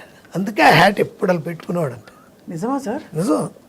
అది ఈవిడ తీసుకుంది, ఈవిడ చూసింది, దీన్ని కరెక్ట్ అయిన వాళ్ళందరూ చూపించింది. ఇలా ప్రాసెస్ అంటే నాకెందుకు, నాకు బాగా ఉంది కదా నువ్వు తీసుకో, శోభరావుకి ఇచ్చేసింది, వీడికి మనతోనే ఉంటాడు అన్నట్టుగా. దాన్ని ఆయన మంచి స్థలాలు గిలాలు కొని జయలలితకి సగం తనకు సగం చేశాడు, ఓహో, మిస్యూజ్ చేయకుండా. ఆవిడకి ఇప్పుడు తర్వాత ఎవరు లేరు, తినేవాళ్ళు ఎవరు తిన్నారు కూడా తెలియదు మనకి. అదొక అసెట్ ఆయనకి. ఓహో, 3,000 కోట్ల అలాగే టోపీలో దాచుకున్నారా? 3,000. స్విస్ బ్యాంక్లో ఉంది ఆ డబ్బు పైగా. ఆయనకంతా పొలిటికల్ ఇది నుంచి వచ్చిందంతా. ఎవరికి? సినిమాలు, పాలిటిక్స్. 3,000 కోట్లు సార్. అవును. ఎంత ఇస్తే మాత్రం ఒక్కో సినిమా అప్పట్లో మీరు నేను చెప్పేటప్పుడు 70s లో 3,000 అంటే ఇప్పుడు నాకు తెలిసి 3 లక్షల కోట్లు అవుతుంది అంతే. అంతేగా? చంద్రబాబు సంపాదనలో సగం అదే. అదే అంత సంపాదించారు సార్ చంద్రబాబు నాయుడు? 6 లక్షల కోట్లు ఎందుకుండవు? ఉంటాయా? ఎసెట్స్ ఉంటాయండి. 6 లక్షలు అంటే ఈ రూమ్ అంతా వరుస సినిమాల్లో చూపించినట్టు కట్టలుగా ఉండదు. ఎసెట్స్ అదే. ఈ వీధి మందే, అక్కడ మందే, సింగపూర్లో హోటల్స్, అమెరికాలో హోటల్స్, అలా ఉంటే వాళ్ళు అవన్నీ అనుభవించడానికి ఏమి ఉండదు. సార్ మీరు పొలిటికల్గా కూడా ఇంత అందరినీ చూస్తూ వచ్చారు, మీరు పొలిటికల్ స్పీచ్లు రాస్తారని వినికిడి. అవును, ఎవరు? మాధవరెడ్డి గారికి రాసేవాడిని, ఆ తర్వాత మా దేవినేని నెహ్రూ గారికి రాసేవాడిని, విజయవాడ, మా ఊరు విజయవాడ, ఆయనకి రాసి ఇచ్చేవాడిని. ఎలా సార్, ఎలా రాస్తారు ఉదాహరణకి? ఉదాహరణకంటే అవి కూడా టేప్ చేసి పంపించడమే, రొటీన్గా లేకుండా జనం నవ్వుకునేలాగా, నవ్వుకోలేలాగా, మళ్ళీ విషయం అర్థమయ్యేలాగా. వాళ్ళైతే మామూలుగా మాట్లాడతాడు, చంద్రబాబు ఉన్నాడు, ఇంత మోసం, అంత ఇది, ఎన్టీఆర్ని వెన్నుపోటు, అది ఇది. చంద్రబాబుది తప్పు కాదు మనం రాస్తే, దేవినేని నెహ్రూ చంద్రబాబు తప్పే కాదు, ఎక్కడో ఉన్నాడిని తీసుకొచ్చి తన ముందు నించోబెట్టుకొని తనకి ఒక అల్లుడు అనే పోస్ట్ ఇచ్చి మళ్ళీ వెనక నువ్వు ఇక ముందు ఉండకూడదు అంటే, వాడు వెనకున్నప్పుడు వాడికి ఏం దొరికింది? వీపు దొరికింది, అందుకే పొడిచాడు. ఓ అంటారు జనం. అవన్నీ మీరు అంతా ఎంత క్రియేటివ్గా దాన్ని ఫ్యాక్ట్ని అలా ఉంటాయి, జనానికి అర్థమయ్యేలా చెప్పారు కథ రూపంలో.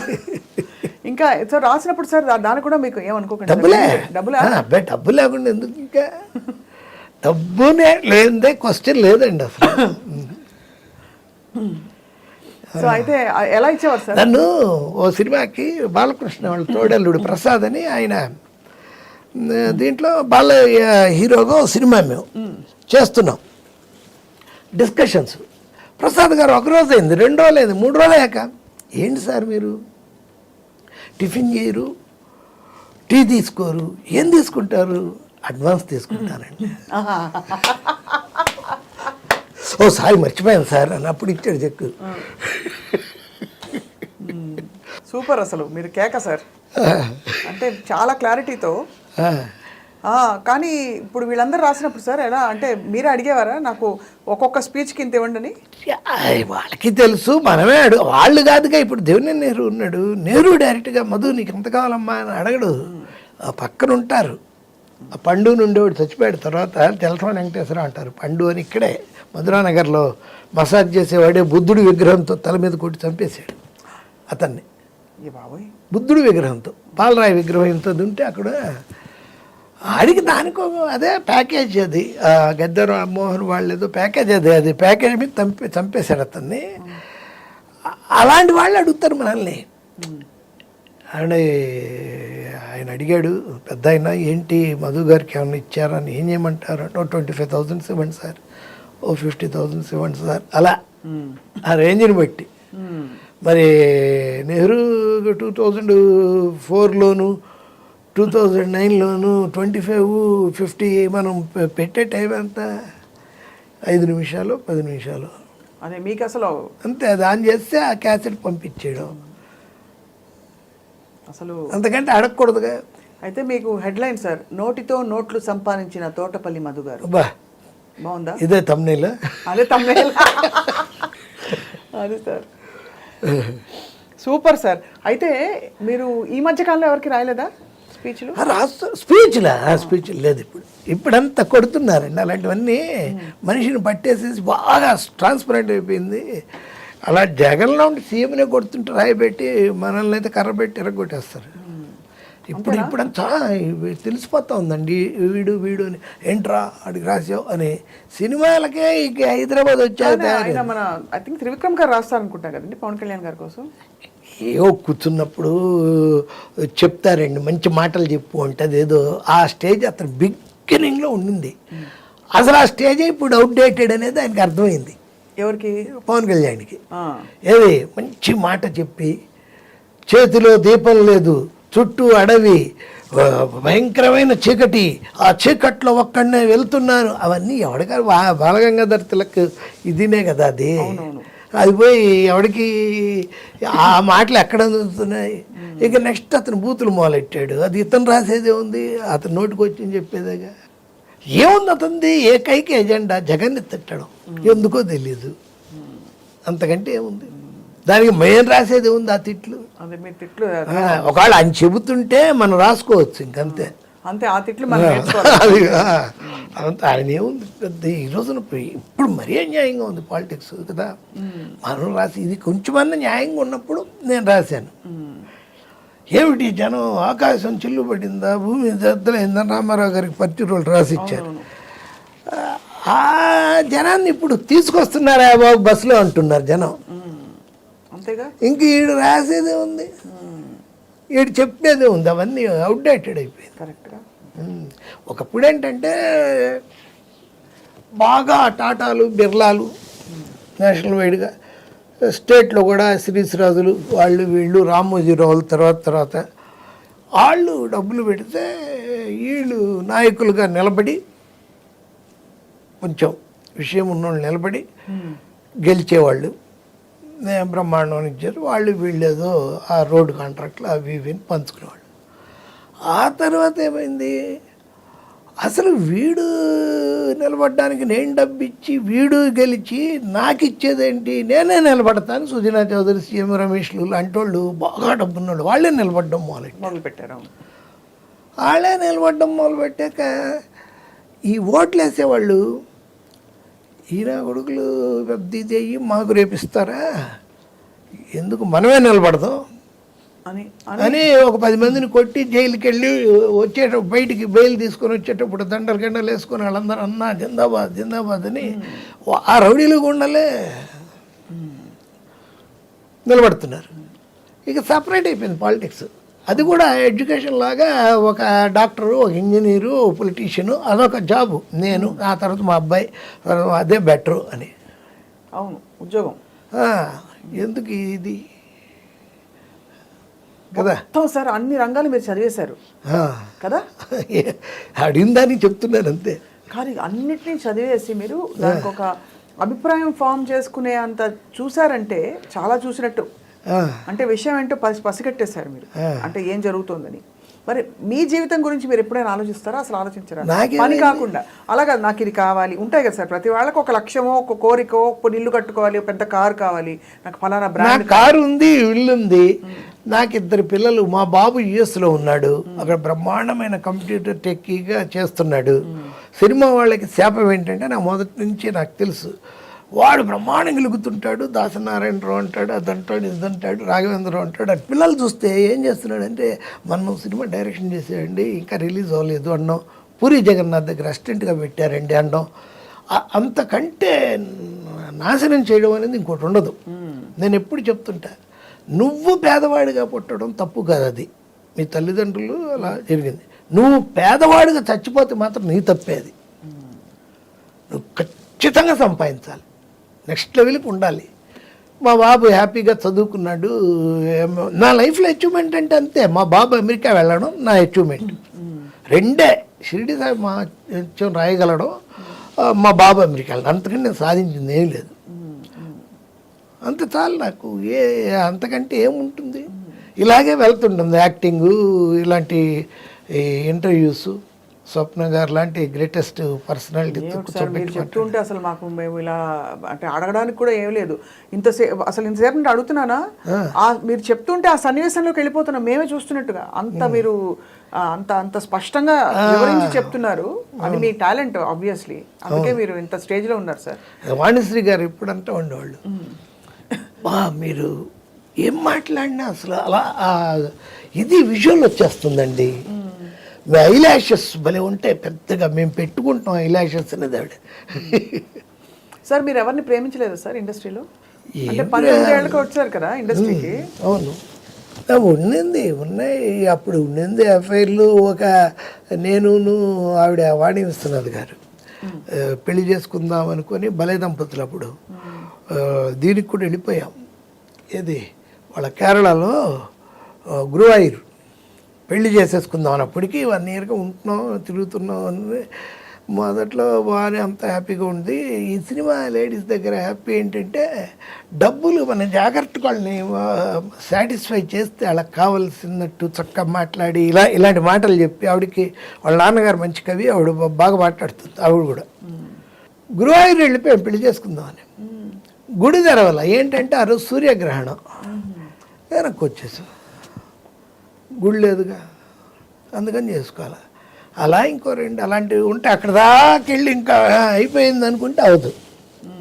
దానికి మీరు ఏమన్నా ఎందుకు అవ్వలేదని ఆలోచించారా? ఆలోచిస్తే ఇన్ని సినిమాలు రాయలేం, అంత ఆలోచిస్తే. తనతో వెళ్ళాం ఆ రోజు. అంటే బాధపడరా అయ్యో కాలేదే అని? ఆ బాధపడ్డమేగా. అలా మీ లోపల గుండె ఉంది, ఆ గుండెకి పచ్చిగా ఆరకుండా ఒక కత్తితో గీత పడిపోయి ఆ రక్తం కొంచెం కొంచెం కొంచెం కొంచెం కారుతూ కారుతూ కారుతూ సచ్చే వరకు కారుతూ ఉండడమే బాధ. ఆ బాధే కవికి ఉండేది. ఆ బాధ వ్యధ కలిపితేనే ఆ వేదన, ఆ వేదనే నా సాధన. అబ్బబ్బబ్బబ్బబ్బబ్బా, ఎంత గొప్పగా చెప్పారు సార్. ఇప్పుడు ఎలా ఉందంటే మీరు ఇంత నిజాయితీగా పైకి చెప్పడం అన్నది చాలా మందికి ధైర్యం వస్తుంది. జీవితంలో బోర్డు జరుగుతుంటాయి కదా సార్, అవన్నీ యాక్సెప్ట్ చేసుకోవడానికి ఒక ధైర్యం కావాలి కదా ప్రతి వాడికి. అది మీరు భలే భలే అందంగా చెప్పారు. సో అయితే పిల్లలు ఇద్దరు సెటిల్ అయిపోయారు. పాప బీటెక్ చేసింది చెన్నైలో ఎస్ఆర్ఎంలో, ఇప్పుడు వర్క్ ఎట్ హోమ్ చేస్తోంది బెంగళూరుకి. బాబుకి మ్యారేజ్ చెయ్యాలి ఇప్పుడు. ఆ ప్రయత్నమే దీర్ఘంగా చెప్తాను. అంతకంటే నేను ఆశించలే. ఎవరితోనో చెప్పుకుంటే, ఇప్పుడు మా గురుగారు సత్యానంద గారు అమెరికా వెళ్తున్నప్పుడు మా వాడిని తీసుకెళ్ళి ఇలా వెళ్తున్నాడు అని చాలా ఆనందపడ్డారు. చాలా గొప్ప పని చేసేవయ్యా, మన సినిమా వాళ్ళంతా అసిస్టెంట్ డైరెక్టర్లుగా వాడిని కెమెరా డిపార్ట్మెంట్లో చేర్పించి చాలా మంది సార్ అంటే స్ట్రగ్లింగ్ స్టేజ్ తయారైపోతారు. ఎందుకు అలాగా? చదువు లేకుండా మనదే అది. మా ఇంట్లో సినిమా ఒక్క షీల్డ్ ఉండదు. మెడ్రాస్లో నాకు ఇంకో ఇల్లుంది, అక్కడే కొన్ని రోజుల నుంచి అక్కడే అన్నీ రాజబహాదర్ అని ఉన్నాడు అక్కడ. ఎవడైతే షీల్డ్ తయారు చేశారో వాడికే ఇచ్చేసి ఏవో డబ్బులు వస్తూ తీసేసుకున్నాను. ఒక్క సినిమా వాతావరణం అనేది ఉండదండి, అసలు ఉండదు. ఒకే ఒక ఫోటో ఉంటుంది మా ఇంట్లో. శివాజీ గణేశన్ బంగారు కుటుంబం సినిమాకి నాకు అవార్డు ఇచ్చేది. నాకు ఇష్టం శివాజీ అంటే, అంతే తప్ప సినిమా అనేది లేదండి. ఇది కేవలం మీకు ఒక వృత్తి, ప్రవృత్తి, అన్నీ కూడా అన్నీ ఇదే. ప్రాణం తీసే విషయం అన్ని సినిమానే. కష్టాలు బాధలు మీరు సినిమా కష్టాలు చూడలేదు, చూసినా వాటిని దులుపుకుపోయారు. చూడలేదు. సినిమా కష్టాలు ఏముంటే ఎందుకు. 82లో బాలచందర్ రమ్మంటే వెళ్ళాను నేను విజయవాడ నుంచి ఎస్ఆర్ఆర్లో చదువుకొని. అసలు మా లెక్చరర్లే ఎలా ఉండేదంటే, నాకు నిన్న లెసన్ చెప్తే మరుసటి రోజు ఇది ఈరోజు లెసన్ చెప్పండి, ఎకనామిక్స్ ఆప్టిమమ్ థియరీ ఏంటి మాల్తూజియన్ థియరీ చెప్పండి అని. నెక్స్ట్ నువ్వు వద్దులు, నువ్వు ఎలాగో సినిమాకి వెళ్తావుగా. నెక్స్ట్ లెక్చరర్లే నన్ను అడిగేవాళ్ళు కాదు. ఇది విధి రాసిన రాతే. అంతే. వాళ్ళు కాలేజీ డేస్లోనే ఇంకా అలా అంటే ఏంటి, ప్రిన్సిపాల్ రూమ్కి వెళ్తే డ్రామాలో వేసేవాడి. ఏదైనా గొడవ వెళ్తే ఈయన హనుమారెడ్డి గారిని ప్రిన్సిపాల్ ఉండేవాడు. ఆయన ఏమయ్యా చదువుకుంటేనే కదా రేపు బాగుపడతారు, అతనంటే అలాగ సినిమా ఫీల్డ్కి వదిలేసాయి ఏంటో అసలు ఇక వెళ్ళకపోతే కొడతారేమో అన్నట్టుగా వెళ్ళాల్సి వచ్చింది. ఎందుకురా ఇంకా ఇక్కడే తిరుగుతున్నా, మెడ్రాస్ ఎక్కువ బండి అని. అదే జీవితం ఇచ్చే ప్రోత్సాహం అది. అంతే. చిన్నప్పటి నుంచి ఎప్పుడు మా వాచ్మ్యాన్, కాలేజీలో వాచ్మ్యాన్ అడిగేవాడు నన్ను, ఏదో ఒక ఇంటర్ కాంపిటీషన్స్, బయట వేసే నాటకాలు, ఎప్పుడూ రిహార్సల్స్. రూమ్ నెంబర్ 23 అని SRNC గవర్నమెంట్ కాలేజీలో విజయవాడలో. అయ్యా సంవత్సరం పొడుగుతా ఎప్పుడు రిహార్సల్స్ చేస్తానే ఉంటారు, ఎప్పుడు చదువుకుంటారు, ఎట్టా బాగుపడతారా మీరు? ఇట్లా బాగుపడ్డారన్నమాట. అదే అంటే నువ్వు ఈ మాట అడిగా కదా రామయ్య, నీ ఆశీస్సులే నన్ను సినిమా వాడిని చేస్తుంది. ఏం సినిమాలయ్యా, పోస్టర్ గోడకు అతికేస్తున్నాడు, నిమిషాలు సింపేస్తున్నారు వాడు. అలా నా ఇదినే అది. మెడ్రాస్ వెళ్ళాను, వెళ్ళి బాలచంద్ర గౌడ్ని కలిశాను. ఆయన ఏదో ప్రాజెక్ట్ అన్నారు, వెళ్ళడం రావడం. ఆఫీస్కి వెళ్తే ఆ టైంలో ఉంటే భోజనం పెట్టేవాళ్ళు, మనకేమో ప్రెస్టేజ్ ఉంటుంది చదువుకున్న వాళ్ళం కాబట్టి వచ్చేసేవాళ్ళం. ఏం చేయాలో తెలియక పాండీ బజారుకి వస్తే మళ్ళీ నా రూమ్ అక్కడే పాండీ బజార్లోనే, రాజబహదూర్ స్ట్రీట్లోనే నా రూమ్. ఇక భోజనం 2 రోజులకు ఓ రోజుకు చేసేవాడిని. ఓ 2 ఏళ్ళు పడ్డాను అలా, 83 వరకు. బా ఏంట్రా బాబు అని. కొన్ని రోజులేమో మేనేజ్మెంట్ ఏంటంటే బూస్ట్ సీసా ఖాళీది ఉండేది, అది తీసుకొని శాంతభవన్కి వెళ్ళి 4 ఇడ్లీ కొని యువతలకు వచ్చి సాంబారు పొయ్యమనాలి. వాడితో చెప్పడం అనమాట, 4 ఇడ్లీ ఒక మసాలా దోశ అంటే దాన్ని నిండుగా పోసేవాడు. కొనింది 4 ఇడ్లీనే. అది పొద్దున్న 4 ఇడ్లీ తినేసి ఈ సాంబార్ ఉంచుకొని నైట్కి అంత అన్నం వండుకొని అది తిన్నాం. అవి చూశాను. ఒకరోజు డబ్బులే లేకపోతే ఈ బడ్డీ కొట్టు, కిళ్ళి కొట్లు ఉంటాయిగా, అక్కడ అరటిపండు తిని ఆ తొక్కలు పడేస్తారు. ఆ తొక్కలు మెల్లిగా చూడకుండా ఏదో పెద్ద మనం చూసేస్తారు అన్నట్టుగా జాగ్రత్తగా తీసుకొని వాటిని పంపులో కడుక్కొని అవి తినేయడం. వింటుంటేనే దాన్ని అంత క్యాజువల్గా తీసుకున్నారు మీరు. అందరూ దాన్ని ఒక పెద్ద కథగా రాసుకుంటారు. తర్వాత మీకు క్లారిటీ వచ్చేసిందిగా, సంపాదించాలి జీవితంలో, సంపాదించాలి అంటే నోవే, సంపాదించి తీరాలి కదా. ఇది వెళ్తానే ఉంటుంది, అనంతం, ఇది ఆగదు. తెలిసితే మోక్షము, తెలియకున్న బంధము, అంతే. కలవంటిది బ్రతుకు ఘనునికిని ఘనునికిని. బాబా బాబా బాగుంది. అనయము సుఖమేడది, అవల దుఃఖమేడది, తనువుపై ఆశలేని తత్వమతికి. కొనిగితే పాపమేది, పుణ్యమేది కర్మమందు, మునరగ ఫలమొల్లని యోగికిని యోగికిని. సూపర్. నేను మీకు అన్నారు కాబట్టి మీరే సార్. మీరు అన్నారు కాబట్టి నేను చెప్తాను. మన్నెన్నెన్నో కలలు కన్నా నిన్న గూర్చి, మన్నెన్నెన్నో కలలు కన్నా నిన్న గూర్చి, నిన్న నిరాశతో నిట్టూర్చా బాధ నోర్చి. నిన్న నిరాశతో నిట్టూర్చా బాధ నోర్చి, నేడు నిన్నటి కంటే మిన్న నిరాశలో, తలుచుకుంటే హాయగుపించే నిన్నటిలో. నేడు నిన్నటి కంటే మిన్న నిరాశలో, తలుచుకుంటే హాయగుపించే నిన్నటిలో. రేపు రేపు కోసం ఎదురు చూసే ఓర్పు నాకుంది, రేపు కోసం ఎదురు చూసే ఓర్పు నాకుంది, రేపు నిన్నైనప్పుడు సుఖము నిట్టూర్పులో ఉంది. అబ్బా, బ్రతుకు బాధగా, వ్యధగా, కన్నీటి కథగా, కష్టాల్లో మునిగి లేస్తూ మునిగిపోతున్న సంద్ర గమనంగా, అత్యంత నిరాశగా, అంధకార బంధురంగా, అనుక్షణం చింతగా, అనాథగా సాగుతున్నదెందుకు, తెలియదెందుకు నాకెంత వెదకిన. ఇంత ప్రపంచం ఉంది మీ లోపల. బయటికి మాత్రం అసలు ఎక్కడ అంటే క్షమించాలి కానీ బండగా అన్ని ఏం లేదు, అంత హాయిగా సంపాదించడమే అని. కానీ ఇంత ప్రపంచం ఉంది సార్ మీరు. చెలియ నిన్ను చూసినంతనే వలపు నాలో నిండుగా పొంగినది గోదావరి వరదై నీదు ప్రేమకు సాక్షిగా కన్నులందు కళలు చూచి పెదవులందు హొయలు చూచి నడకలందు హొయలు చూచి ఎదను నీపై ఆశ నుంచి ఎదురుగా నా మనసు నుంచి ప్రేమించమని యాచించుచున్న ఆ ఆశతో జీవించుచున్న నీట ముంచిన పాల ముంచిన నీదే భారము సర్వము వెలుగు అగునో వేదనగునో నాదు జీవిత పర్వము. ఇవన్నీ ఎక్కడ రాశారు సార్ మీరు? అంటే సినిమాలో కదబ్బా, నేను రాసుకున్నవి కాలేజ్ డేస్ లో. అయితే సినిమాలో మీరు పాటలు ఎప్పుడు రాయలేదు? రాయలే, అవకాశం రాలేదు. బట్ మన డైలాగ్స్ పాటల్లో ఉంటాయి. అన్ని భాషల మీద పట్టు ఎలా వచ్చింది సార్ మీకు? మలయాళము, మలయాళం అన్నీ ఆల్మోస్ట్ మలయాళంలో అందరికీ తమిళ్ తెలుసండి.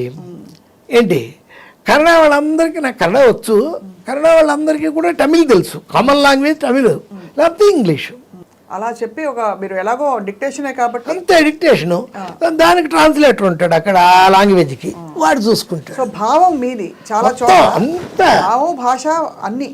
నేను స్క్రిప్ట్ రాస్తే ఈ స్వప్న గారు అంటే ఆ రెడ్ కలరు, ఆ దుపట్టా, ఆ ఇది హెయిర్ ఫాల్ చేసుకొని ఇది అవి కూడా రాస్తా. అలా ఒకవైపుకు ఉరికి కూర్చొని అలా చూస్తూ అంత డీటెయిల్గా ఉంటుంది. ఏ కలర్ డ్రెస్సు ఏం నాకు ఇక్కడి నుంచి హైదరాబాద్ నుంచి మెడ్రాస్ ఫోన్ చేసేవాళ్ళు కోదండరామరెడ్డి వాళ్ళు. First night scene sir, Nagma ఏ కలర్ చీర కడదాం అని చేసేవాడు. అంతే సిన్సియర్గా. నేను అన్ని సినిమాల్లో వైట్ కలర్ కడతారు సార్, గోల్డ్ కలర్ కట్టండి సార్, జాకెట్ మాత్రం బ్లాక్ దేయండి అని చెప్పేవాడిని. అంత కళాత్మకమైన అంత అది కూడా నన్ను ఆయన అడగడం ఓవరు, నేను చెప్పడం ఇంకా ఓవరు.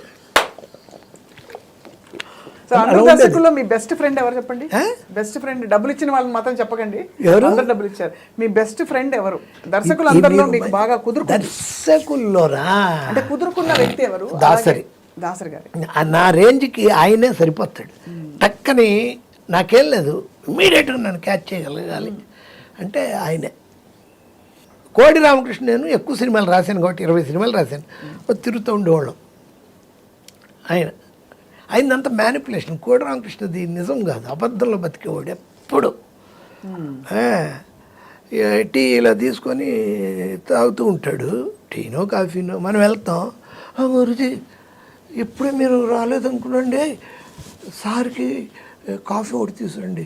నేను కాఫీ తాగుతున్నాను గురూజీ. అది టీ. ఏమండి మీరు టీ తాగితే ఎందుకు, కాఫీ తాగితే ఎందుకు, విషం తాగితే ఎందుకు? నేను వెళ్ళిపోయా తాగండి, విషం అయితే మాత్రం నా మీద రాకుండా.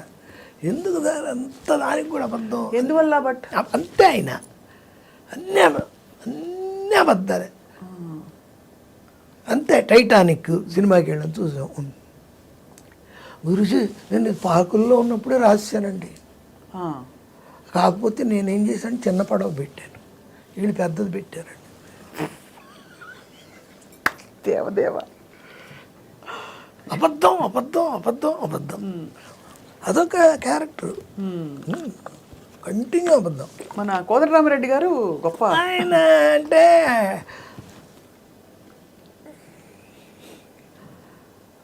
ఆయన మన మీద ఆధారపడే డైరెక్టర్. రాఘవేంద్రరావు, కోదండరామరెడ్డి ఆ రోజుల్లో ఉండేవాళ్ళు, బి గోపాల్, అలా వాళ్ళంతా రైటర్స్. ఇవ్వాలి వాళ్ళకి అన్నీ బాగా చూసుకుంటారు.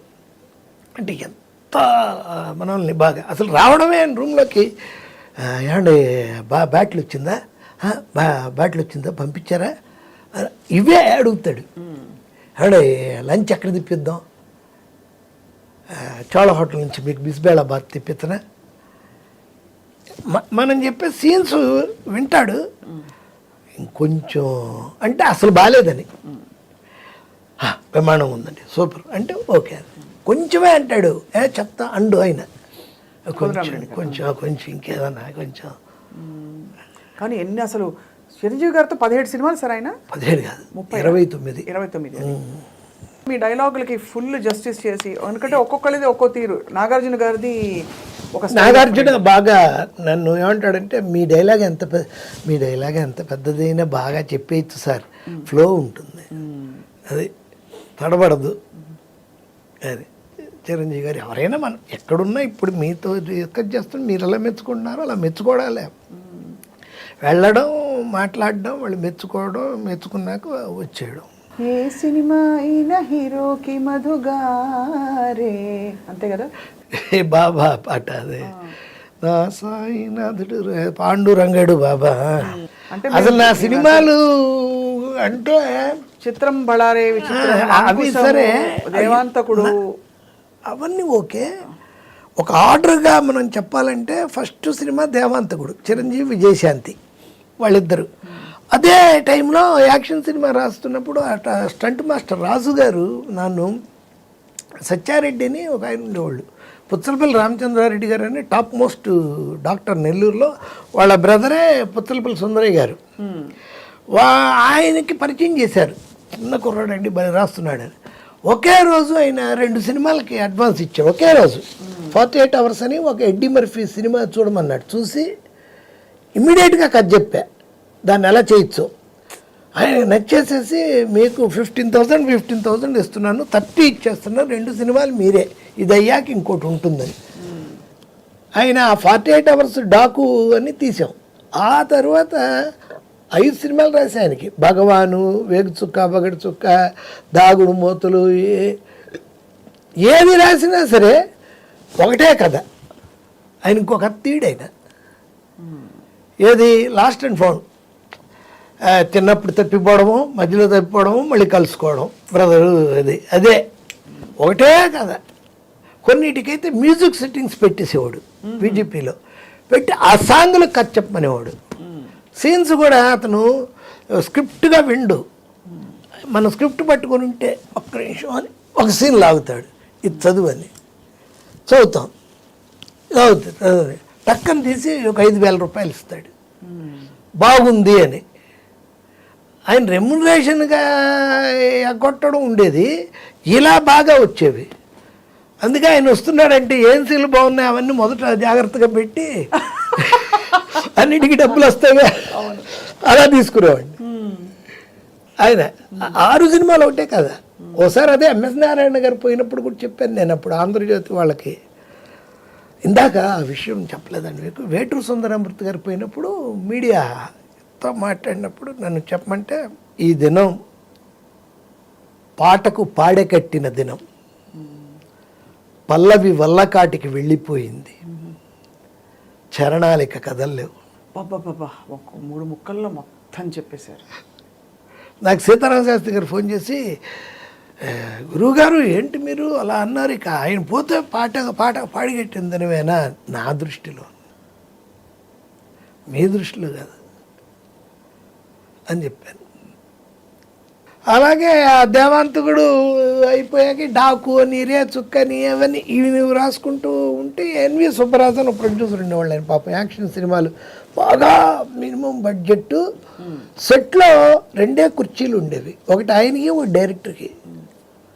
ఆర్టిస్టులు అందరూ నిలబడ్డమే, మేమైతే అసలు నిలబడ్డమే, ఆర్టిస్టులకి ఇంకెవరికి కుర్చీలు ఉండవు, 2 కుర్చీలండి.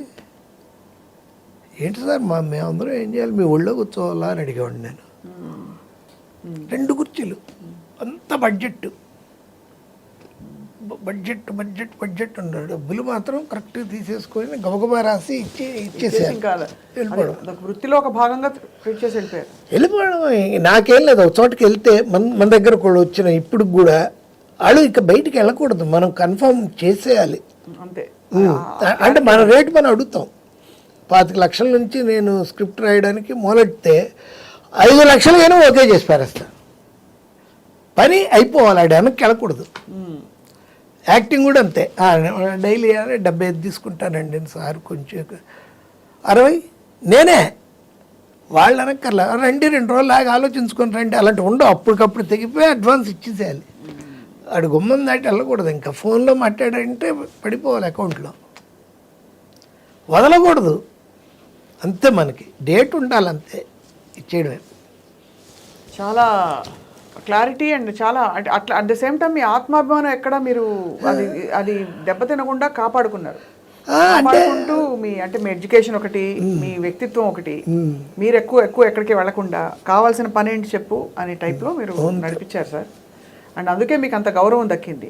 ఆ రోజుల్లో మీరు ఒక ప్రపంచంలో వచ్చినప్పుడు మీ తోటి సహ రైటర్స్ కొంచెం సీనియర్లు ఉంటారు కదా, ఉన్నారు. ఈర్ష్యపడ్డారా? కొంచెం చూసుంటారు.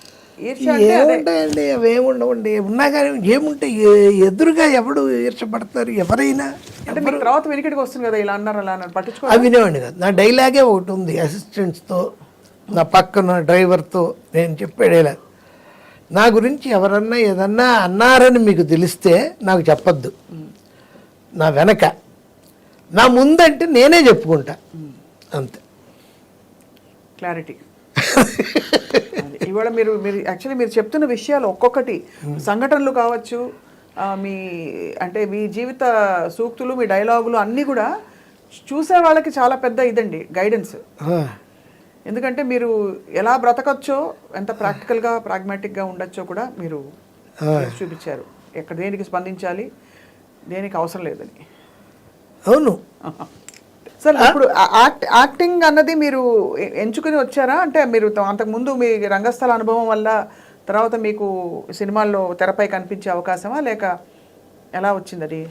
అంటేనండి, అదే ఇలా ఈ దేవంతుడు డాగురే చుక్క అని రాస్తున్న టైంలో నాకు వచ్చిన బ్రేక్ అది షిరిడి సాయిబాబా మహత్యం. కమర్షియల్ సినిమాలు అవుతున్నప్పుడు అది చేయగానే వేమన చరిత్ర అని ఆయనకే విజయ్ చంద్రకి, అది అయ్యాక ఆగిపోయిన సినిమా ఆత్రేయ గారు రాసి ఆగిపోయింది అయ్యప్ప స్వామి మహత్యం. అలా అలా వచ్చాయి నాకు. ఆ తర్వాత ఈయన మన కోటరామకృష్ణ, సోగ్గాడి కాపురం, భలే దంపతులు, రావు గారి ఇంట్లో రౌడీ, అంకుశం, వరుసగా ఉన్నాయి. 20 సినిమాలు రాశాను ఆయనకి. మొత్తం తెలుగు తమిళ పెద్దవిది రీమేక్ కానీ ఇది కానీ జరిగితే నాకు ఎంత పర్సంటేజ్ ఇవ్వాలని చెప్పేవాడిని, ఇచ్చేవాళ్ళు కూడా. అలా ఒక సినిమాకి 1, 2, 3 అని కన్నడలో ప్రభుదేవ డైరెక్టరు, జ్యోతిక హీరోయిన్, వాళ్ళిద్దరు బ్రదర్స్ రాజు సుందరమును ఇంకోడు, ముగ్గురు హీరోస్. ఈ డైరెక్షను, ప్రొడ్యూసర్ బాలగిరి, సౌరభ్ గంగూలీ వాళ్ళ అంకులు. అప్పుడు నగ్మాకి సౌరభ్ గంగూలీకి మంచి ఫ్రెండ్షిప్ ఉండేది, అందుకని తీస్తున్నాడు ఆ అమ్మాయి కోసం. తెలుగు, తమిళ్, కన్నడ, హిందీ. నా వెళ్ళాను, వాళ్ళు విన్నాను, ఆవిడే చెప్పింది కదా. అంతకుముందే ఆవిడ నాకు చేసింది అల్లరల్లుడు అవి చెప్పి నాకు దీన్ని చేసి ఇవ్వాలండి, ఆల్ ది బెస్ట్ అని ఒక 1/2 hour నాటికి ఇది అని చెప్పింది. వెంటనే అలా చెప్పింది. ఇప్పుడు మనం ఎలా ఇంటర్వ్యూ చేస్తున్నాం, వెంటనే అది ఎలా చేయాలి ఏంటో మొత్తం చెప్పేశారు. రికార్డ్ చేసుకున్నారు. అమౌంట్ అడిగింది, ఆవిడ రికార్డ్ చేసుకుని లేస్తూ ఉంది. అయిపోయాక లేస్తూ ఉంటే నేను, మేడం మనం ముఖ్యమైన విషయం మాట్లాడలేదను, we're not talking about the main thing, what's that money అని. సారీ అని అంకుల్ అని ఆయన్ని పిలిచి, ఆయన బలవాడు, నేను రెడీగా ఉన్నాను లోపల రండి అని తీసుకెళ్ళి ఏంటి ఎక్స్పెక్ట్ చేస్తా, అన్ని లాంగ్వేజ్లు 5 లాంగ్వేజ్లు అన్నారు కదా, 25 lakhs ఇవ్వండి సార్ నాకు ఓకే ఇచ్చేస్తాను, నేను సింగిల్ పేమెంట్ కావాలి సార్ నాకు ఇప్పుడే, నాకు అన్ని కలిపి అన్నాను. సింగిల్ పేమెంట్ అయితే 20 ఇస్తాను, మీరు మామూలుగా తీసుకుంటే 5,555 ఇస్తాను చెప్పారు. 5,555గా ఇస్తాను అన్నాడు. నాకు 20 ఇచ్చేయండి అన్న. 25 వద్దండి, 5 లక్షలు తగ్గిస్తాను, ఇచ్చేసేయండి అన్న. 50% క్యాష్ చెక్ ఇచ్చేసారు. యాట్రియా హోటల్లో బెంగళూరులో కూర్చొని రాసి ఇచ్చేసారు. అది వాళ్ళది కామెడీ ఏంటంటే, వైట్ వరకు బాగానే ఉంది, 10 లక్షలు బ్లాక్ ఉంది, దాన్ని బాంబే రమ్మన్నారు ఒకసారి, అక్కడ డిస్కషన్స్ అని. ఏముండవు డిస్కషన్, ఎవడు రాడు లేవడు, అందరు రాత్రి 12 నుంచి లైఫ్ మొదలవుతుంది బాంబేలో, మీకు తెలిసి ఉంటుంది, తెల్లార్లు ఉంటుంది. రాత్రి 4 గంటలకి అంధేరి ఏరియాలో ఒకేసారి అపార్ట్మెంట్స్లో కుక్కర్ విజిల్ సౌండ్స్ వినిపిస్తాయి. అప్పుడు అనవణుతున్నారు అనమాట, ఎర్లీ మార్నింగ్. అదో బాంబేనో చచ్చేవాళ్ళం. నితిన్తో కూడా అదే నాకు ప్రాబ్లం ఉండే, నితిన్ కపూర్. 1 గంటకి మేము సిట్టింగ్ అయిపోయి కలికాలం సినిమాకి, ఓకే సార్ ఇప్పుడైతే మనం 4 కలుద్దాం అని వెళ్తుంటే అతను ఎంట్రీ, గుడ్ మార్నింగ్ సార్ అని. ఏంటి మేము వెళ్ళిపోతుంటే మీరు అంటారు, మాకేమో ఆకలి, ఆయన మేము ఇప్పుడే తినేసి వచ్చాడు. వాళ్ళు బాంబేలో ఎంత ఘోరం అంటే ఎవరు వచ్చేవాళ్ళు కాదు, ఫోన్లోనే అన్నీ. సార్ మీకు మా డ్రైవర్ వచ్చి అమౌంట్ ఇచ్చేస్తాడు, ఫ్లైట్ టికెట్ ఇచ్చేస్తాడు, ఆ కార్లో మీరు దిగిపోండి అని. వస్తే వాడు ఒక 10 రూపీస్ ఇచ్చేవాడు, 10 రూపాయల నోటు. వాళ్ళు ఏంటండి అంటే, ఏం లేదు సార్, మీరు హైదరాబాద్ ఎయిర్పోర్ట్లో దిగ్గానే ఒకడు వస్తాడు మీ దగ్గరికి, ఈ 10 రూపాయలు ఇస్తే మీకు క్యాష్ 10 లక్షలు ఇచ్చేస్తాడు. ఇదేంట్రా బాబు, ఏదన్నా ఇరుక్కుంటామే ఏంటి గొడవ, ఇది హవాలా చేయిస్తున్నారే అని. అయినా తప్పదుగా ఓకే సార్ ఇక్కడ వస్తే నిజంగానే వచ్చేవాడు ఒకడు. వచ్చి నోట్ నెంబరు చెప్పేవాడు, చూసుకునేవాడు. 10 లక్షలు న్యూస్ పేపర్లో కట్టి ఇచ్చేవాడు. అటు తీసుకున్నాక కారు వాడు ఉండేవాడు రెడీగా. నాకేంటి భయం, మన కొడుకులు ఇలా ఇచ్చారంటే మళ్ళీ మనల్ని ఎక్కడికైనా తీసుకెళ్ళి వేసేస్తారా ఏంటి తెలియదు. అంటే స్మగ్లింగ్ చేసేసిన దీవార్లో అమితాబ్ బచ్చన్ లాగా ఏదో పెద్ద మనం స్మగ్లింగ్ చేసేస్తున్నామా ఏంటిది అర్థం కాదు. అది వీడిని ఇంటి దగ్గరికి వెళ్ళకూడదు, వీడితో పాటు మన ఇంటికి వెళ్ళకూడదని కావాలి అక్కడికి ఇక్కడికి వెళ్ళి ఒక చోట ఎక్కడో ఆపి ఏ నల్లకుంటో ఏదో అని వెళ్ళిపోమని ఈ సూట్ కేసు ఈ డబ్బు అంతా పెట్టుకొని వేరే ఆటో ఎక్కి ఇంటికి వెళ్ళేవాడిని. వీడికి మన ఇల్లు తెలియకూడదు, ఓవర్ యాక్షన్. అన్నీ చూసారు సార్ మీరు, అన్ని రసాలు, అడ్వెంచర్ రసం కూడా ఉంది కదా. అవును, భయం రావడం చాలా సహజం మనకి, మామూలు వాళ్ళకి. అవును, మనం ఎందుకంటే తెలియదు కదా సార్, తెలీదు ఏమిటి, ఎవరిని నమ్మచ్చు నమ్మకూడదు, ఏమవుతుందో తెలియదు కదా. అందులో మీరు కథకులు కాబట్టి మీకు మీ ఇమాజినేషన్లో ఏదైనా జరగచ్చు. అది అలాంటివి కూడా జరిగేవి వాళ్ళ సినిమాకి. వాళ్ళ నగ్మా సిస్టర్ ఉంది ఒక ఆవిడ సినిమాలు చేసింది కూడా. ఆవిడ ఇల్లు మీరు నమ్మరండి, కేబీఆర్ పార్క్ అంత ఇల్లు అండి. బయటికి దిగి రండి అని చెప్పి మేము మా కారు దిగ్గానే వాళ్ళ బ్యాటరీ కార్ వచ్చేది. లోపల కూర్చుంటే ఒక 5-6 కిలోమీటర్ల లోపలికి వెళ్ళి కేబీఆర్ పార్కే ఉండ చేసేసుకుంది ఆవిడ. గోల్డ్ గ్లాసుల్లో మనకి బాదం మిల్క్, గోల్డ్ బంగారం గ్లాసులు. ఏంట్రా బాబు, అలాంటివి కూడా చూసాం. అన్నిటికంటే గొప్ప విషయం సార్, మీరు మీ పరిధిలోనే, మీరు మీ ప్రపంచంలోనే ఉన్నారు, ఎక్కడికి మీరు you didn't get carried away. That is the great thing. అవును, అది గొప్ప విషయమే కదా. అది ఎంత గొప్ప విషయం. అవును, ఇన్ని జీవితాలు, ఇంతమంది జీవితాలు, ఇన్ని కథలు, ప్రేమ కథలు, ఇంకా మందు, సర్వము చూసేసారు మీరు. సో కానీ అదే ఇప్పుడైతే మీకు ఫైనలీ మీరు ఇంకా ఏం కోరుకుంటున్నారు జీవితాన్ని? ఉన్నంత వరకు ఇలాగే వెళ్తా ఉండాలనే, బ్రతుకంతా ఇలాగే నిమిషం మాటలాగా సాగాలి, అంతేగా. మీకు పాట కాదు మాట.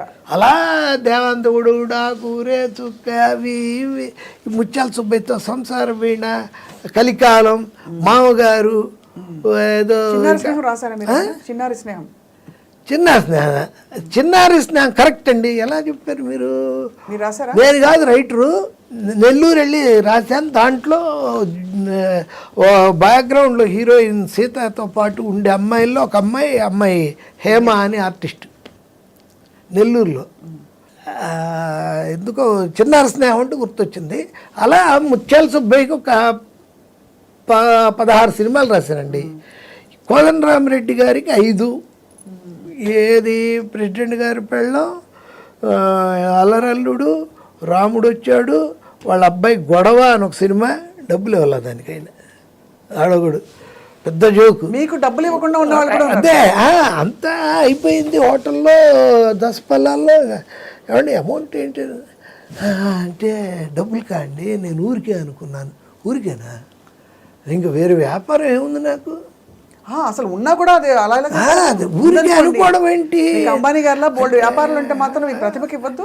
ఇవ్వాలి, అది నాకు అర్థం. ఏంటి మీరు ఊరికే అనుకున్నానండి, మా అబ్బాయి కదా అందుకని ఏమన్నా అలాంటివి చేయం కదా మనం హెల్ప్లో. సరే ఎంత ఇమ్మంటారు? అర్థమైపోయిందిలేండి, నాకు 1 లక్ష రూపాయలు ఇప్పించండి. నేను అప్పటికే 10-15 తీసుకున్నా. అలాగేనండి అని తీసుకొచ్చి ఇచ్చాడు. ఏడుస్తా ఆయన వెళ్ళిపోతున్నాడు. ఇంకా పాపం మంచి ఫ్రెండ్ నాకు. ఆయన కూడా ఫ్రెండ్షిప్ అనేది ఎవరితో లేదండి. నన్ను మీరు ఇందాక అడిగితే నాకు అదే అనిపించింది. అలా ఆ సినిమాలు, ఈ సినిమాలు, ఆ సినిమాలు అన్నీ కలిపి తెలుగు, తమిళ్, మలయాళం, కన్నడం 202 సినిమాలు అయ్యాయండి రైటర్గా. ఒక 55 సినిమాలు ఆర్టిస్ట్గా ఉంటాయి. ఆర్టిస్ట్గా ఫస్ట్ ఫిలిము ఈంది అతను ఎవరు, మోహన్ బాబు గారు. నేనే డైలాగ్స్ ఆ సినిమాకి, అల్లరి పోలీస్కి. ఆ సినిమా చదువుతూ ఉన్నప్పుడు అమరేష్ పూరి మాకు విలను. అంత చదివి అంత ఏమయ్యా నాకు విలన్ దొరికాడయ్యా. అలాగే సార్, నువ్వే. అబ్బో, అబ్బా నేను చేయనండి, రామకృష్ణ కోడి రామకృష్ణ చాలాసార్లు బతికులాడేవాడు. చేయమన్నారు. మళ్ళీ కోదండరామరెడ్డి గారు ప్రెసిడెంట్ గారు పెళ్ళం అల్లారల్లుడు వాటిలో చేయమని అడిగారు. నేను చేయను చేస్తున్నావు అంతే అని నన్ను భయంకరంగా మొదట బాగా ప్రెషర్ తెచ్చి చేయించిన ఆయనే.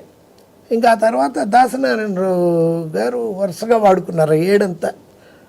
చచ్చిపోయావండి, ఇటు రైటింగ్స్ ఇటు యాక్టింగు బాగా అలా కొట్టాం. మధు గారు, మీరు అసలు మీ పొట్టలో ఎన్ని కథలు ఉన్నాయో. పొట్టలో ఉండవు, బ్రెయిన్లో ఉంటాయి. కానీ అంటే మీ గొప్ప జీవితం ఎందుకని అనిపిస్తుందంటే, మీరు అన్ని విట్నెస్ కాన్షియస్నెస్, సాక్షిభూతంగా మనం ఉండాలని అంటాం కదా, అలా జీవితాలని చూస్తూ మీ పరిధిలోనే మీరున్నారు. మీరు ఉండాల్సిన చోట మీరుండి, మీరు సాధించుకోవాల్సిన సాధించుకున్నారు, నెగ్గారు, కుటుంబంలో గెలిచారు. కోల్పోయినవేవి మీరు బాధపడి వెనక్కి తిరిగి చూడలేదు. కోల్పోయిందే లేదు అసలు. వ్యక్తిత్వ వికాసం సార్ మీరు. అంతే. బా నిజం అంటారండి. నిజమండి. ఎందుకంటే మీరు చూడండి, ఇప్పుడు అంటే మీరు చెప్పారు ఫలానా పెళ్లి చేసుకుందాం అనుకున్నాను, గుడి సోలార్ గ్రహణం ఉంది కాబట్టి ఇలా వాటిని ప్రశ్నించుకున్నారా అంటే అంత టైం లేదు నాకు, ప్రశ్నించుకుంటూ ఉంటే ఇవన్నీ రాయలేను అన్నారు. ఇవన్నీ గెలుపుకి కావాల్సిన విజయ రహస్యాలని మీరే పుస్తకం రాయాలి. గెలుపుకి కావాల్సిన విజయ రహస్యాలు నేనే. అంటే మీరే చాలా గ్రేట్ విషయం sir. You are the king maker. అయితే కింగ్ మేకర్ ఏం కదండి, సినిమా మేకర్. మీరు ఇందాక అన్నదానికి నాకు అదొక్కటి చెప్పి ఫినిష్ చేసేస్తాను నేను. కమల్ హాసన్ గారు అభయ్ షణ్ముఖికి నన్నే పెట్టుకున్నారు. ఎందుకంటే చిత్రం నేనే కాబట్టి పెట్టుకున్నారు, చేశాను, బ్రహ్మాండంగా మెచ్చుకున్నారు. అన్నీ వాళ్ళకి ఇచ్చిన థాట్ కూడా నేనే. ఎందుకంటే తెలుగులో చిత్రం నరేష్కి చేశాను, వాడు మన రాజేంద్ర ప్రసాద్ మేడం అని చేశాడు. మంచి మా కృష్ణా జిల్లాలో ఉంటారు ఆ సైజు వాళ్ళు, అలా ఉన్నాడు.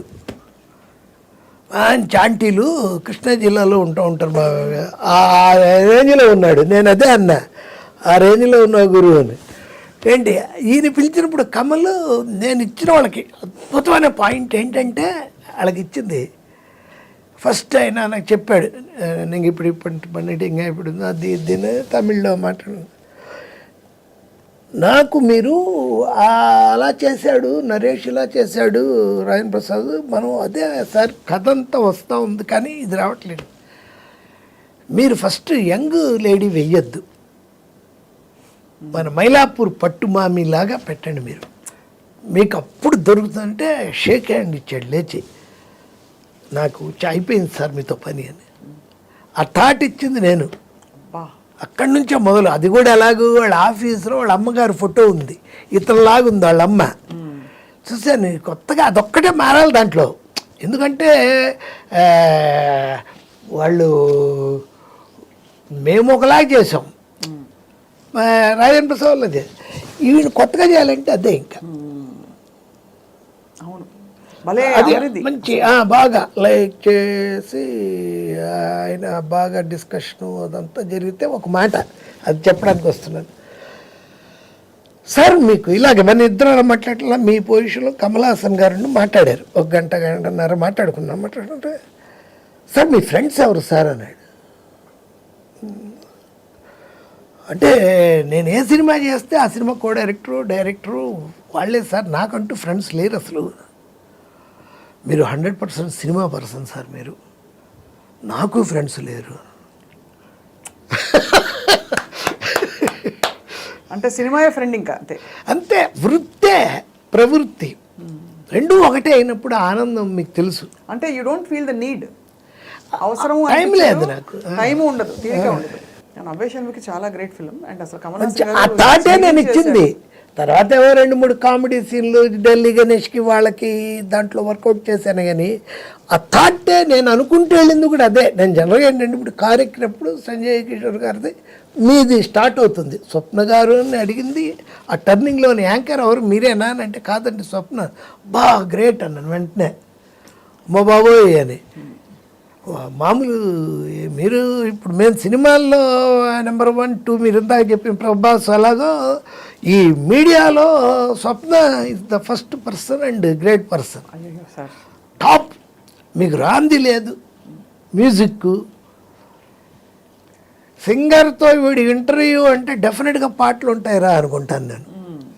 ఏంటి తప్పకుండా పాట ఇష్టం సార్. అదే. కానీ మీరు అన్నట్టు చాలా మంది చెప్పకుండా దాటేస్తారు, కానీ వాళ్ళు మీరు చెప్పి దాటకుండా మాకు 3 విషయాలు చెప్పారు. చాలా మంది సింగర్లు చెప్పకుండా దాటేస్తారు సార్. అవునా? ఏ అంటే మరి గుర్తుండదో లేకపోతే ఇంకేం చెప్తానులే అనుకుంటారు, కానీ అన్నీ చాలా క్యాజువల్గా తేల్చేస్తారు. అవును. మీరు గొప్పగా వాళ్ళ విషయాలన్నీ చెప్పి మాకు ఆ కాలం విషయాలు తర్వాత తరాలకు ఎలా తెలుస్తాయంటే ఇలాగే. అవును సార్, నిజంగానే. సంజయ్ కిషోర్ గారి పుస్తకాలు, లేకపోతే ఆయన అద్భుతమైన ఫోటో బయోగ్రఫీసు, కథలు, ఇంకా బోల్డ్ అని రాసి ఆయన మొన్ననే నాకు సావిత్రి గారి కోసమే ఆయనకి ఫోన్ చేశాను. అప్పుడే మాట్లాడుకున్నాం. నాకు పంపించారు ఈ మన చాము గారి ఇది కొత్తగా వేయించుకున్నారు కదా బుక్. అది ఇప్పుడు దాకా ఓపెన్ చేయలేదండి నేను. ఓపెన్ చేయలే. నా భయం ఏంటి తెలుసా, ఓపెన్ చేస్తే చదవాలి, చదివేస్తే అయిపోతుందేమో. అంత వాల్యుబుల్ అనమాట అది మనకి. జాగ్రత్తగా మంచి రోజు చూసి చెయ్యాలి అని నేను. మీరు అనుకుంటున్నారు లైఫ్లో ఫస్ట్ టైం ఆపోజిట్ కూర్చున్న వాళ్ళు ఇంత పెద్దవాళ్ళ అనుకోవడానికి మీరే. అయ్యి బాబాయ్, ఇంకెవరిని నేను చూడాలి అంటే ఎవరెవరో చేసుంటారు నన్ను అంటే తక్కువ. అసలు నేను ఇంటర్వ్యూలు ఇవ్వను. దానికి కారణమైన ఒకటే డైలాగు, గురుగారు ఇలా మాది ఏదో ఏ ట్రీనో ఇంకో ఇదినో ఇంకో అడుగుతారు రకరకాల ఛానల్స్. పేమెంట్ ప్రోగ్రామే కదండి. అరే యజ్ఞమూర్తి నాకు అతను ఫోన్లో మంచి బేస్ వాయిస్లో పేమెంట్ ప్రోగ్రామ్, పేమెంటా అది వీటికి పేమెంట్ ఇస్తారా సార్ అన్నాడు. ఏంటి మీకు ఇవ్వట్లేదా? అయ్యో మాకంటే శాలరీ అండి. నాకు అదే మరి నా పని ఇది కదా. కానీ స్వప్న గారు చేస్తున్నారంటే ఎందుకంటే నిన్నో మొన్నో షూటింగ్లో ఉంటూ జయసుధ గారు చేశాను అని చెప్పింది ఆవిడ. మీరు జయసుధ గారితో ఫుల్గా చూశాను. ఆవిడ చాలా కంఫర్టబుల్ అయిన ఇంటర్వ్యూ అది. నాకు అర్థమైపోయింది. ఆవిడ చాలా ఇన్హిబిషన్స్ ఉన్నాయి ఆవిడకి చాలా. అలాంటిది ఎంత ప్లెజెంట్గా మీతో ఎంత హాయిగా ఉండిందో. జయసుధ గారు అంటే నాకు చాలా అభిమానం సార్. ఆవిడ ఎందులో ఆవిడ వ్యక్తిగా, ఆవిడ స్త్రీగా, ఆవిడ అంటే జీవితాన్ని ఆవిడ స్వీకరించిన తీరు, కష్ట నష్టాలు, అప్స్ అండ్ డౌన్స్ నాకు చాలా ఇష్టం. నాకు ఒక ప్రొటెక్టివ్ ఫీలింగ్ వస్తుంది ఆవిడ చూసినప్పుడు. ఆవిడని అయ్యో జాగ్రత్త కాపాడుకోవాలని. అంటే నాకు ఆవిడకి ఏం అనుబంధం లేదు, పెద్ద పరిచయం కూడా లేదు. చూసినప్పుడు కొన్ని భావాలు కలుగుతాయి. ఆవిడ తక్కువ ఆవిడ మాత్రం కాదు. ఇప్పుడు నేను చెప్పినవన్నీ కూడా ఇంటూ 1000 వేసుకోవాలి. ఆ కమర్షియల్ పాయింట్స్ అన్నీ ఆవిడతో. డబ్బులు అయ్యో. రిక్షావాడి సినిమాకి మదర్ క్యారెక్టర్ ఎవరు చిరంజీవి ఫ్లాష్ బ్యాక్లో అని అనుకున్నప్పుడు నేను జయసూద్ అంటే క్రాంతి కుమార్ గారు చెప్పారు, ఏనండే ఏంటి జయసూద అది చేయదు అసలు నాకు తెలీదా, నేను చేయిస్తాను, మంచి రెమ్యునరేషన్ ఇస్తారు చెప్పండి, మీరు చేయించండి చూస్తాను. మీనాకుమారి లాగా, హిందీ మీనాకుమారి లాగా ఆఫ్ షేడ్స్ మేము అనుకుంది కోదండ రామరెడ్డి డైరెక్టర్, అక్కడే చచ్చిపోయింది ఆ సినిమా. ఆఫ్ షేడ్స్ లైట్ అలా పెట్టి చెయ్యాలని చెప్పి వెళ్ళి ఇవిడికి నేనే చెప్పాను, ఏమండి ఇలా అయితే అలా నేను ఎందుకు చేయాలి ఏంటి 15 లక్షలు ఇప్పిస్తాను అబ్బా 5 రోజులు.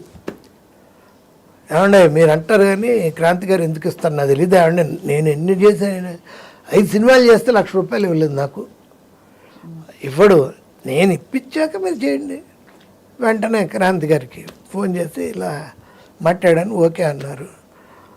అంటే ఆవిడతో కూడా మాట్లాడి 15 ఇస్తున్నారు కదా నిజంగా. వెంటనే నేను తీసుకొని ఏమండి 15 ఇస్తేనే చెయ్యండి అని చెప్పేశానండి ఆవిడకి. ఇచ్చేసాడు 15 lakhs. అంటే డబ్బు చాలా అసలు ఆవిడ. నేను నూతన్ ప్రసాద్ నన్ను పిలిచి ఒకసారి ఏదో అర్జెంట్గా ఇంటికి రండి ఒకసారి నాకు చెన్నైలో మాదొక సిట్టింగ్ జరుగుతోంది. ఫస్ట్ వైఫ్స్ క్లబ్ అని ఒక ఇంగ్లీష్ పిక్చర్ చూసి వీడికి ఆ పిక్చర్ బాగుంది సినిమాలు. ఒక కథను అత్త తయారు చేస్తున్నారు ఫస్ట్ వైఫ్స్ క్లబ్ అని. ఆవిడ డిస్కషన్కి వెళ్తూ ఉంటే ఈయన పిలిచారు మన నూతన్ ప్రసాద్ చెన్నైలో. వెళ్ళాను. నేను ఇలా నూతన భారతీయని పెడుతున్నాను, అతనికి అప్పటికే కాళ్ళు దెబ్బతిన్నాయి, పెడుతున్నాను, డొనేషన్ ఫస్ట్ నిన్నే అడగాలని, ఇదిగో పుస్తకం అని నీ పేరు రాశాను, ఏదన్నా ఇవ్వు తమ్ముడో అన్నాడు. నేను ఒక 10,000 ఇస్తానండి. థ్యాంక్స్ అమ్మా అన్నాడు. వెంటనే నేను కారు ఎక్కి ఆవిడ ఇంటికి వెళ్ళకుండా మళ్ళీ ఇంటికి వెళ్ళి 10,000 రూపాయలు డబ్బు తీసుకొచ్చి ఈయనకి ఇచ్చేసి, ఎందుకంటే మళ్ళీ మనం మిస్ అవుతామండి, ఆలోచనలు 2-3 వచ్చేస్తాయి నాకు, ఎంత ఇవ్వాలి, ఎందుకు ఇవ్వాలి, ఏంటి అనేది చెప్పి అందుకు ఇచ్చేస్తున్నాను. ఇచ్చేసాను. ఇచ్చి జేసు గారి దగ్గరికి వెళ్ళి సారీ అండి హాఫ్ అన్ అవర్ లేట్ అయిందండి. ఎక్కడికి వెళ్ళారు మధ్యలో? ఇలా నూతన్ ప్రసాద్ గారు ఇలా పెట్టారు 10,000. ఏమండి మీకు ఏమన్నా అసలు కామన్ సెన్స్ ఉందా? ఆవిడ అడిగింది బాగా క్లోజ్. ఏమన్నా కామన్ సెన్స్ ఉందా? నూతన్ ప్రసాద్ అని అడుక్కుతున్నాడా? మన డైరెక్టర్ శంకర్కి ఆ ఇల్లు 3.5 కోట్లకు అమ్మాడు మొన్ననే 10 రోజుల క్రితం. సరైన వాళ్ళకి ఇవ్వాలి కానీ అలాంటి వాళ్ళకి అండి ఇచ్చేది అంటే అడిగాడు. నేను తర్వాత ఫూల్ అయ్యానని. నిజమే కదా, అంత వాడికి ఇవ్వడం ఏంటి, మనమే తప్పు చేసేవే అనిపించింది మనసులో. బాగా ఇంకా అన్నారు ఆవిడ 2-3 మాటలు, మీరు అలా ఇవ్వకూడదు అంటే ఆఖరికి నేనే జోకేసా. అంటే ఇప్పుడు ఆయనకి ఇవ్వకూడదు మీకు ఇవ్వాలంటారా ఏంటి అని. వాళ్ళు బాగా చూసుకునేవాళ్ళు నన్నప్పుడు, భార్యాభర్త ఇద్దరు కూడా. వాళ్ళ ఇంట్లో ఆ ఈవినింగ్స్ సవేరా పూల్ సైడ్ కూర్చోవడం, రాత్రి 9ంటికి వెళ్తే అప్పుడు వాళ్ళకి అప్పుడేగా తెల్లారేది, అప్పుడే వాళ్ళు నిద్రపోయి లేచి స్నానం చేసి వస్తారు రాత్రి 9ంటికి. బాంబే స్టైల్ లైఫ్ కదా. మనమేమో వాళ్ళకి చేసి వీళ్ళకి చేసి ఎప్పుడు హోటల్కి వెళ్ళి స్నానం చేసి డ్రెస్ మార్చుకొని అప్పుడు మనం అదే ఆ నాటికి ఏది అదేంటండి రామోజీరావు గారు 1996లో పెట్టారు కదా ఛానల్ ఈటీవీ. దానికి ఫస్ట్ సీరియల్ మాదే, శాంతినికేతన్. గుర్తుంది. డైరెక్టర్ పేరు జయసుధ. అసలు ఆవిడ ఏం చేయలే, డైలాగ్స్ నేను 12 ఎపిసోడ్లు ఏమో ఫస్ట్ టైం రాశాను. జయసుధ గారు అడగబట్టి డబ్బులు ఎంత ఇస్తారని అడిగా. అబ్బాయి టీవీకి డబ్బులు ఏంటండి, భయం ఉందండి, మీరు ఏదన్నా మీకు తెలిసిన వాళ్ళు ఎవరికైనా లవ్ లెటర్ రాసి పెట్టమన్నా దానికి కూడా డబ్బులు అడిగే టైపు నేను. Super sir. డబ్బులు లేకుండా ఎలాగో అంటే నాకు ఏడుస్తూ 25,000 ఇచ్చారు. ఇది వెజిటేబుల్స్ కనుక్కోండి, నేను మా ఇంట్లో ఎంత కాస్ట్లీ వెజిటేబుల్స్ మేము కొనమండి, నేను ప్యూర్ వెజిటేరియను. మరీ అన్యాయంగా ఏంటి 25 మీకే డబ్బులు ఇవ్వట్లేదు వాళ్ళు ఈటీవీ వాళ్ళు అని. ఏదో వదిలేసే వదిలేయండి అని.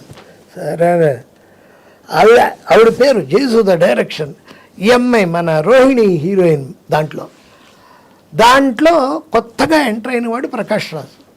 రోజు మా ఇంటికి వచ్చేవాడు టక్ చేసుకొని, దాంట్లో వేషం ఇచ్చామని. ఇవాళ ఎలా సార్ ప్రకాష్ రాజు గారు అంటే టాప్ బిగినింగ్ అది అతనిది. ప్రకాష్ రాజు కాదు అతని పేరు, ప్రకాష్ రే. వస్తూ ఉండేవాడు. వచ్చి జరిగింది వైజాగ్లో షెడ్యూల్, ఊటీలో షెడ్యూల్ చేసాం.